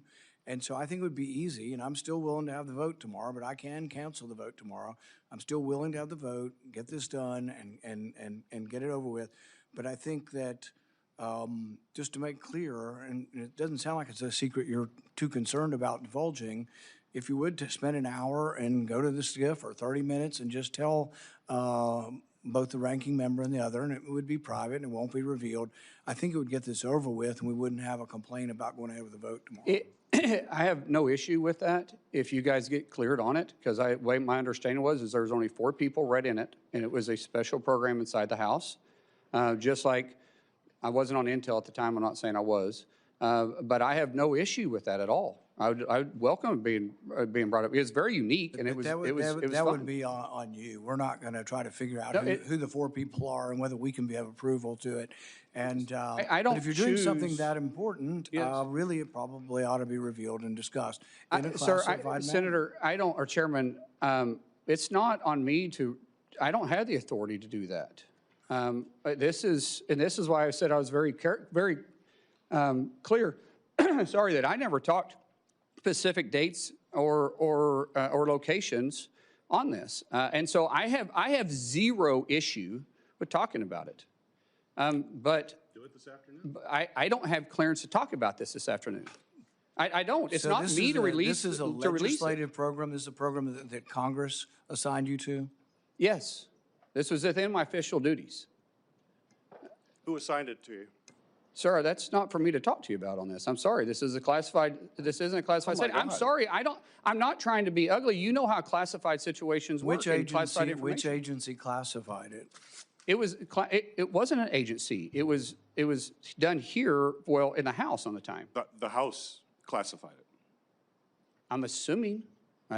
I wasn't on Intel. We're just not really aware of how the House classifies things. I have no idea. I know every time we spoke about this, we had to go to the SCIF and visit about it. But I know there was a paper that I had to sign before it even started, and I may be wrong. There may be more than 4, but I know it was only me and 3 other people that ever discussed it. So secret that we can't know about it. I would think that there'd be some paperwork in the SCIF that they should show us saying this is so top secret and this was made classified. I have no problem. You're welcome to go to the House. This started in 2015. It ended in little late in 2016. I have nothing to hide on this. This is too easy. I would really enjoy sitting there and having a conversation with you because I don't want you to have a question my character on this. So that's very simple for me, but I can't make that authorization. You guys know that. Well, it's a little difficult for us to go ask about a program that has no name, and we have nobody that we know to talk to about it. So I don't know how we would begin doing this without your cooperation. But I'm willing to cooperate. I'm willing to hold the vote tomorrow, but you brought this up, that you were on a super secret mission that you can't tell us No, I did not say super secret, sir. I said it was classified. That only 4 people know? Well, I only know if there was 4 people. There was maybe more people that understood it, but I know there was only 3 people plus me that was ever in the meeting. And so as far as I'm concerned, only 4 people was read in on this. So did I this don't, you were on the Intel committee? no, not at the time, no, sir. I was on the Intel committee after that. What committee were you on at the time? You got to think about 10 years ago. Energy and Commerce. So it was an energy and commerce top secret effort. Senator, I'm just I asking. know, what I'm getting upset about a little bit here is that your tone that you're saying that in a condescending way. I did what I was asked to do. I'm trying to find out who we would talk to. Sir, I've told you exactly what happened here. I was not required to disclose this on any official travel. Your documents are very, very clear on that. So I don't know what else you want me to say. You said you can go find out. Go find out. And then when you guys say it's good for me to talk to you, I'll be happy to talk to you about it. I can't talk specifics. If you want to talk about in general ideas, let's go down and talk in the SCIF. I'm okay with that. But I can't get into the necessary specifics or who made the decision to do it. But I can talk in general, and I'll be very, very glad to do that with you. And even Senator Langford, who I know is on Intel, he can come down with us and visit with us about it. No issues with that at all. Perfectly clear and okay with it. But it's not for me to release this. So if you guys want to do that, we can leave here, go down there and talk about it. Did this mission involve exchange of fire? It wasn't a mission. It was an official travel. With specific deals or for specific fact-finding, just like any official travel is, that they wanted clarification on. And so, like I said, be happy to talk to you about it if you guys want to. And it was in a conflict zone? Sir, once again, I'm not talking about specific details or dates because we've revealed that this was a classified situation. Now I'm not going to talk about because anything I've talked about in the past wasn't referencing any of this, but I'm definitely not going to get into it now. It's talking about specific dates or details. We would have no way of exploring this unless you were willing to cooperate on who did. I don't know, Chairman, I don't know what else you said, what else you want me to do. I said I will go down there and talk about this with you in a SCIF, but I can't give the specific, all the specific details. There's no reason to think that somehow we're not qualified to look at classified information. Yeah. And so the thing is we would have to know. There is a lot of programs out there, Chairman, that you know is based on a need to know. Right. And maybe you can talk to Senator Langford about this too. Senator Langford, would you like to talk about? I'm glad to jump in. This feels, as my mom used to say, a mountain out of a molehill, where he is offered over and over and over again to say, let's get into a classified setting. I just left the worldwide threats hearing where I had to run over to be able to run back there. And meeting with all the folks there were several questions that I asked there that they gave me a partial answer and said, I'll give you the rest of this answer in a SCIF. And everybody goes, oh, okay, I get that. Because there are some things that are sources, methods, or actions that we're all keenly aware of on this. And I don't know what else he could say at this point other than let's get into SCIF and let's actually talk about this. Why don't we start with that initial meeting and see how that goes? Yeah, we'll have an initial meeting. Yeah. That's what we asked for, Senator. Yeah. He said he couldn't do that because he wasn't authorized to. No, I did say that. I said I can't give you all the details to it because it's not for me to release it, but I can talk to you in general about it, but not in this setting. Yeah, and let's get the information out and be able to talk it through and be able to find out what this is. All of us have been in classified settings before. Let's try to get it done this afternoon so we can. I'm available right after this. So if we're, Senator or Chairman, if you want to, we can go leave from here and go straight there. Yeah, and let's try to get the hearing finished. So I really want to, let's try no more speeches back and forth on all the ICE stuff if we can. If you kind of just conclude that, can I come back to you in a minute? Sure. All right. So Senator Hassel, let's try to get off of funding ICE and stuff. Let's just try to stick to the nomination for now. I appreciate that, Mr. Chair. I do have to take a moment because during my first round of questions, I discussed the current impasse we find ourselves in over ICE reforms and DHS funding, and I didn't speak clearly, so I just do need to clarify my comments now. ICE already has significant funding right now for the President's budget bill, from the President's budget bill last summer, which provided the agency with several times more money than its annual budget and gave ICE broad discretion about how to use that money. That means that the partial shutdown that we have right now has nothing to do with whether ICE has the usual levels of funding it needs to operate, since the agency already has many times its annual budget. It's about, instead, the need for policy reforms to help ensure that ICE operates using the same kind of standards that state and local law enforcement in New Hampshire and around the country uphold every single day. Now, Senator Fetterman was right earlier when he pointed out that this shutdown is impacting other parts of DHS that handle cybersecurity and transportation security and other critical functions. We need to resolve it right now, and as Senator Peters just described, we have been pushing to do that in the ways that the minority can. We need to reach agreement on ICE policy reforms or by funding the rest of the department while we continue to negotiate on those reforms, something I strongly support, but unfortunately Republicans have blocked. The reforms to ICE are critical. DHS is supposed to be prioritizing the removal of dangerous and violent criminals. Instead, we've seen DHS agents assault and even kill American citizens while wearing masks, seeming without accountability. So now this is the question. Senator, if a masked ICE or other DHS agent kills an American citizen, should local law enforcement be allowed to investigate and hold that agent accountable?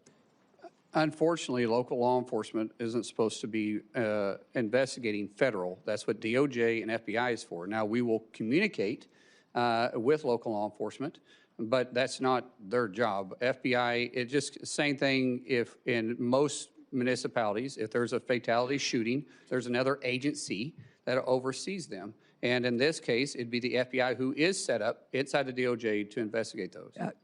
So you've answered no, and your answer would make ICE unaccountable, and that endangers not just the rule of law, but also the security of all Americans. I wanted to get to one other question. During the past year, DHS leadership cut CISA's expert workforce by nearly a third.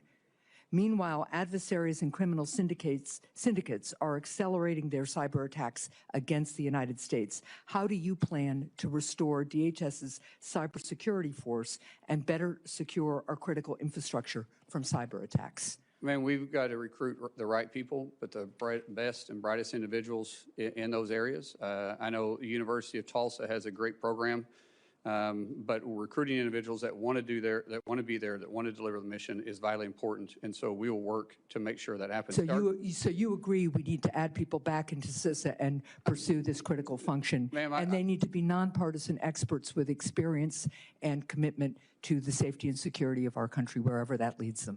No one in the Homeland should be looking at this from a bipartisan perspective. Now, if you want me to talk about staffing numbers, I don't know what the mission requires, but we'll be staffed adequately if we can find the right people to staff to make sure that we're mission capable. Thank you, Mr. Chair. Out of respect for your desire to move things along, I will submit for the record a question on non-intrusive imaging at the border. It's supposed to be ready to do for every vehicle entering the United States, especially to detect fentanyl. And I'd like your answer on that and a couple of other questions as well, but I'll submit those for the record. Thank you. Without objection. Senator Langford. Thank you. We talked before about just trying to get information on time and such. In the transition that happened between the Biden administration and the Trump administration, data fell behind, and it fell really behind. It was one of my complaints that I had with Mayorkas that was sometimes 2 or 3 weeks late on releasing normal data information, just how many encounters were happening at the border, how many arrests, some of those things on it. Last year, it wasn't weeks late, it was months and months and months late on getting data out.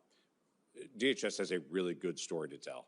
There's a lot of good things that are happening there, but my concern is that social media and some of the examples are coming out just to tell the story, and DHS is not able to actually tell the story. And quite frankly, we've asked DHS several times, hey, give us more information, more data on this. One of the things I'd love to know is just that you've been one of us for a long time in this. You know the importance of oversight and what that means on this, to be able to get data to members of Congress and to the American people. And so quite frankly, we can see the story as well. So I'm not asking for a pledge because I already know your heart on that, but want to just be able to open that up on how we can actually get more data and information. Our Ledge Affairs Department, I'm going to stand up and make sure that we're communicating and getting the information you need. It's not going to be fixed overnight, but it does frustrate me as a former member of the House and definitely a current member in the Senate that when we make a request, it's not seen. Now, there is a difference between making actual requests because you're wanting to get to a solution versus harassment. Badgering people. Yes, there is a tremendous amount that happens. Both sides play the games, and I'm just not going to play that game. I'll work with any senator, I'll work with any committee to make sure that we are getting the information you need to do your job. But just for harassment purposes, don't, please, I ask you, if you want me to do my job and do it right and be transparent with you, don't play games with me either, because, and if you have real concerns, like I said, everybody on this committee, and really for our colleagues for that matter, have my personal cell phone. And that number, I have no intentions of changing it unless somebody leaks it. Yeah, hopefully that wouldn't occur on it. One other quick question on this. Ali Mayorkas, when he sat at that desk before, he and I had a lot of conversations about what they called, was labeled the special interest aliens. These are folks that come from known areas of terrorism, but we didn't have any information on them specifically, and so the Biden administration just let them in. They may say, well, we know somebody in your family as acts of terrorism, but it's not you, so they just labeled them special interest aliens and released them into the country. That we know of about 70,000 of those individuals. The Trump administration in the last year and a couple of months has picked up 50,000 of those. That's part of this enforcement that's out there to be able to identify folks that I've been ringing the bell on over and over and over again, saying, why are we letting people in that we literally say, yeah, they could be a terrorist, they could not be a terrorist, we don't know. Somebody in their family is, but we don't know them if they are on it. So they were just released into the country on that and given that label. In fact, I was told, we'll keep watching them, but when I went to the FBI and asked them directly, they were like, there's no way we can track 70,000 people. So there's been a lot of good work to be able to try to identify where those people went, who they're associating with here in the United States on it, and then removing them from the United States. There's still about 20,000 left. Love to be able to get your promise to say, we're not going to quit. We're going to continue to be able to find folks that were just allowed to come in the country that may be a terrorist and may not be a terrorist, we don't know, but to be able to go identify those folks and make sure that American people are protected. Absolutely. Yeah, thank you. We're almost done. We have 2 people left who haven't responded this round. We've had a lot of debate over ICE funding. I hope we can ask just some specific questions to the nominee. I can't control what you ask, but that's my hope. Senator Blumenthal. Thanks, Mr. Chairman. Senator Mullin, just months before the war with Iran began, the Trump administration negotiated a back-channel agreement, a deal with the Islamic Republic to deport Iranian nationals, including asylum seekers, dissidents. There have been public reports about it. CNN on January 26, 2026. New York Times reported it in a couple of articles in September and December, that flights in around that time deported tens of those kinds of Iranian nationals back to Iran as part of this secret agreement. I want to tell you about one husband and wife, Christian converts from Islam, who were sentenced in absentia to 9 and 11-year sentences by the Islamic Republic. They fled to the United States seeking asylum, but they were detained by ICE on arrival. The wife was deported. She managed to take refuge in Turkey. The husband, I'll call him Mr. H, is still here, but he's facing deportation despite showing scars from the beating he received by a government gang. I have both of their declarations. I'd like them to be entered in the record. There are Iranian-American organizations like the Iranian-American Legal Defense Fund that have further information. I have no doubt that you share my outrage about the treatment of this couple and other Iranian nationals who were deported possibly to torture and death in Iran. Will you agree with me and commit that we should stop deporting such people? Ma'am, sir, I don't know the specifics behind this. I think before I can talk about in hypotheticals, I would need to know what the reasons behind it, but I don't want to deport anybody that's here illegally, or here legally, I mean. And most definitely not individuals that have done everything possible to be a contributor to society. But in these specific cases, I don't know. I'm not familiar with them.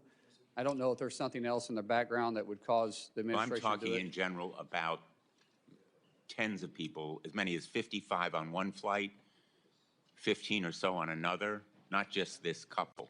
But in principle, we should not be sending Iranian dissidents and asylum seekers back to Iran. Wouldn't you agree? Sir, we do know that our enemies want to infiltrate us and use our rules and our generosity against us. And so I don't know the specifics of these. I don't know their background. I don't know what the reasons was, but I will be happy to look into it. Let me ask you about another topic. I'm glad that you've committed that there will not be the kind of review that Secretary Noem imposed on contracts above a certain amount uniformly by your office. But I'd like your commitment that you will help us investigate another abuse of authority. Corey Lewandowski apparently was in charge of approving all contracts. One of them was a $220 million contract that was related directly to Kristi Noem's being fired. They bypassed procurement rules to award that contract to a shell company that was created days before to benefit a Republican consulting firm with close ties to Secretary Noem and Mr. Lewandowski. Will you commit to cooperating with our investigation, the Permanent Subcommittee on Investigation, making documents and personnel available to congressional and other investigations into those contracts awarded by Secretary Noem and Mr. Lewandowski? Senator, I've heard these same reports. I know the IG, Joseph, I don't know him personally. That's why I say Joseph. Some people call him Joe. Is open investigations. We will cooperate with him. And provide all the documents and records that are I'll leave necessary that for this to the committee to Inspector do General. its work. That's what I'm asking. I'll do everything that's required of me by law, but the IG will be doing the investigation, and we'll let the IG, decide what documents he's going to share, and maybe you can bring that up with him. Well, in fact, Secretary Noem obstructed the investigations underway by the IG. In fact, in at least 10 investigations, they were the subject of a letter from the IG. Are you committing to immediately begin restoring the department's working relationship with the IG? If confirmed, absolutely. I will do everything required of me by law and the policies that you guys give me. There won't be any gray area with me. We want to have a good relationship with the IG. He's got a job to do, and every other agency that's underneath DHS And you'll has a job cooperate to do. with the committee in providing those. Sir, I've everything that is required of me to report, and anything that you want the IG to do, that's between you and the IG. Senator Mullins, I don't think I need to tell you that the American people have been appalled and angered by what they've seen in the excessive use of force. We've had hearings before the Permanent Subcommittee on Investigation that have shown Aliyah Rahman, a woman suffering from traumatic brain injury, yanked from her car in Minneapolis, dragged by her arms, leading both of her shoulders to be torn. Javier Ramirez, a father of 4 from California, detained for 4 days and refused medical treatment for his diabetes. We documented these abuses in a report that we issued and in hearings that we conducted. One of them was Marimar Martinez, who was on her way to donate clothing at a local church when she came across agents in an unmarked car. Agents sideswiped her car. 3 masked agents in camouflage stormed out, and one of them pulled out his gun and fired at her moving vehicle, hitting her 5 times. And the agent then bragged about it. He bragged about it in a text. He said, I have an MOF, I won't detail it. I fired 5 rounds and she had 7 holes. Put that in your book, boys. Shouldn't we be disgusted by an agent that fires at a U.S. citizen, no criminal record? She was charged. Senator Blumenthal. The charges were dismissed. Wouldn't you agree with me that that agent should not be carrying a firearm. I'm not familiar with the investigation, sir, and I don't know if the investigation is completed. As Secretary, I'm sure I'll be briefed on this. All right, time's expired. I know these are important issues, but we just have to move on. We're going to finish up with Senator Kim, then we're going to make a statement that hopefully can be agreeable for a meeting later. Senator Kim. I'll be concise here, Chairman. Senator, there's just a couple last things here. A couple weeks ago, we had a hearing here, and I was engaged with the head of USCIS, and I raised an issue that happened in San Diego of spouses of military members and veterans. They were going in to get interviewed for a green card and were arrested upon their arrival. I just wanted to get your reaction to that. Is that the kind of behavior you think is acceptable? Excuse me, repeat that again? It was spouses of military service members as well as veterans. Their spouses were going and for the purposes of a green card interview, but were at that point detained and arrested on arrival. I haven't heard about this. I've heard of different reports, Senator, and if people are going through the process and trying to obtain it legally, because we do have naturalization ceremonies Monday through Friday in this country, everywhere. We're going to continue working with those individuals. I don't know the circumstances. I don't know. I'll pass you the details, but it's something that we can talk through. But just in general here, I guess what I'm just trying to get a sense from you is what you think is appropriate in terms of ICE agents being able to operate. For instance, do you think it is okay for them to operate and arrest people at hospitals? Sir, I will always support my law enforcement doing their job. I don't know the circumstances. If it's a felony warrant that that the person's at a hospital, then they'll go pick up the felony warranty, just like local law enforcement does the same thing. And so in general, I think you need to be more specific on what you're talking about. But if you're talking about just doing everyday law enforcement, I think there's a better approach. Senator, I just want to raise, I just hear a lot of this from my own community about concerns of these types of efforts out, in and around hospitals, schools, churches. These are things that I hope we can engage on. I know you talked about it with one of my colleagues about polling sites, but these are important discussions, and we don't have clarity on what we are expected to see, and it's causing just an enormous amount of concern and challenge within our communities. Well, Senator, I don't understand what the concern about enforcing immigration at polling places is anyways, because honestly, if you're not a citizen, you shouldn't be voting anyway. So technically, there shouldn't be any illegals at the polling spot. And so, as I've said before, if we're at a polling area, it's because of a specific threat, not for immigration. Yeah, look, what I will just convey here is it's not just about people who are undocumented. I'm hearing from American citizens that are now feeling like they need to carry their passports around for fear of being stopped on the street. There is a chilling effect that is happening that is wider. I had to give my father-in-law specific instructions in case he was stopped upon re-entry back into the United States. There is real concern out there, and I just wanted to express that to you. Just a couple last quick things here. At the detention facility in New Jersey, a different one called Delaney Hall, I was there right after a gentleman died there. And there was really no documentation, really minimal explanation of his cause of death.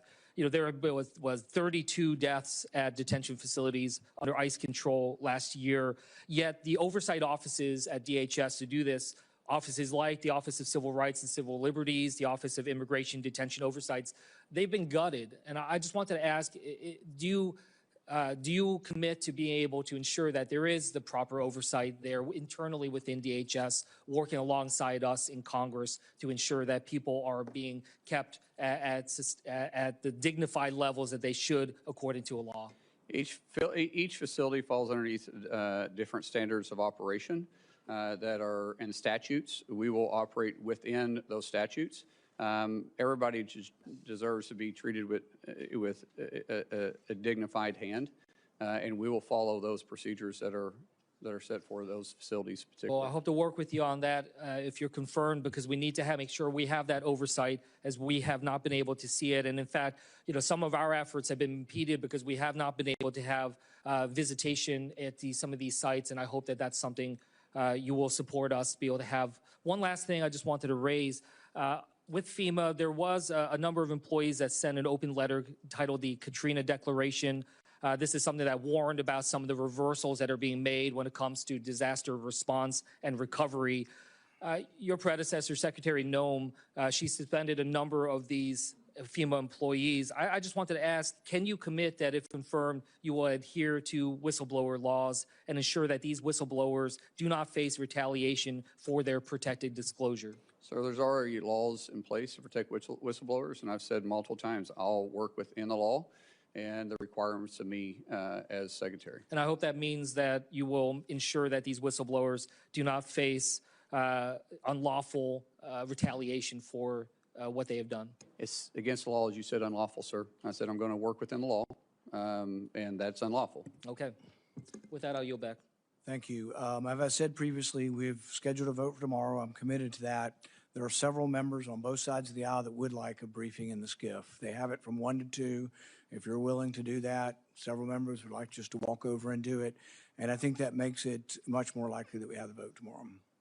Sir, I would prefer to have the ranking member, yourself, James, and if you want to bring another Democrat member that's on. It's all or none. All the members need to be able to hear it directly. The problem up here is too many things are siloed, and it just looks like resistance that you don't want everything to come out. It'd be much more forthcoming if you let any member of the committee and classified staff into it.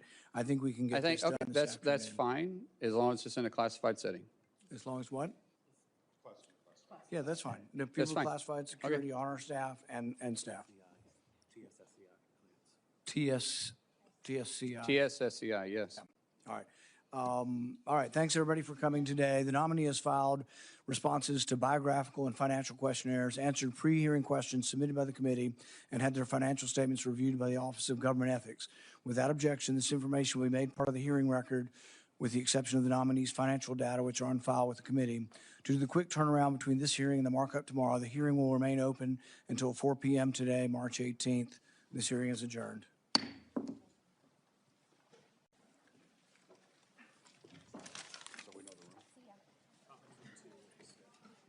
James, conference room 2. Conference room 2.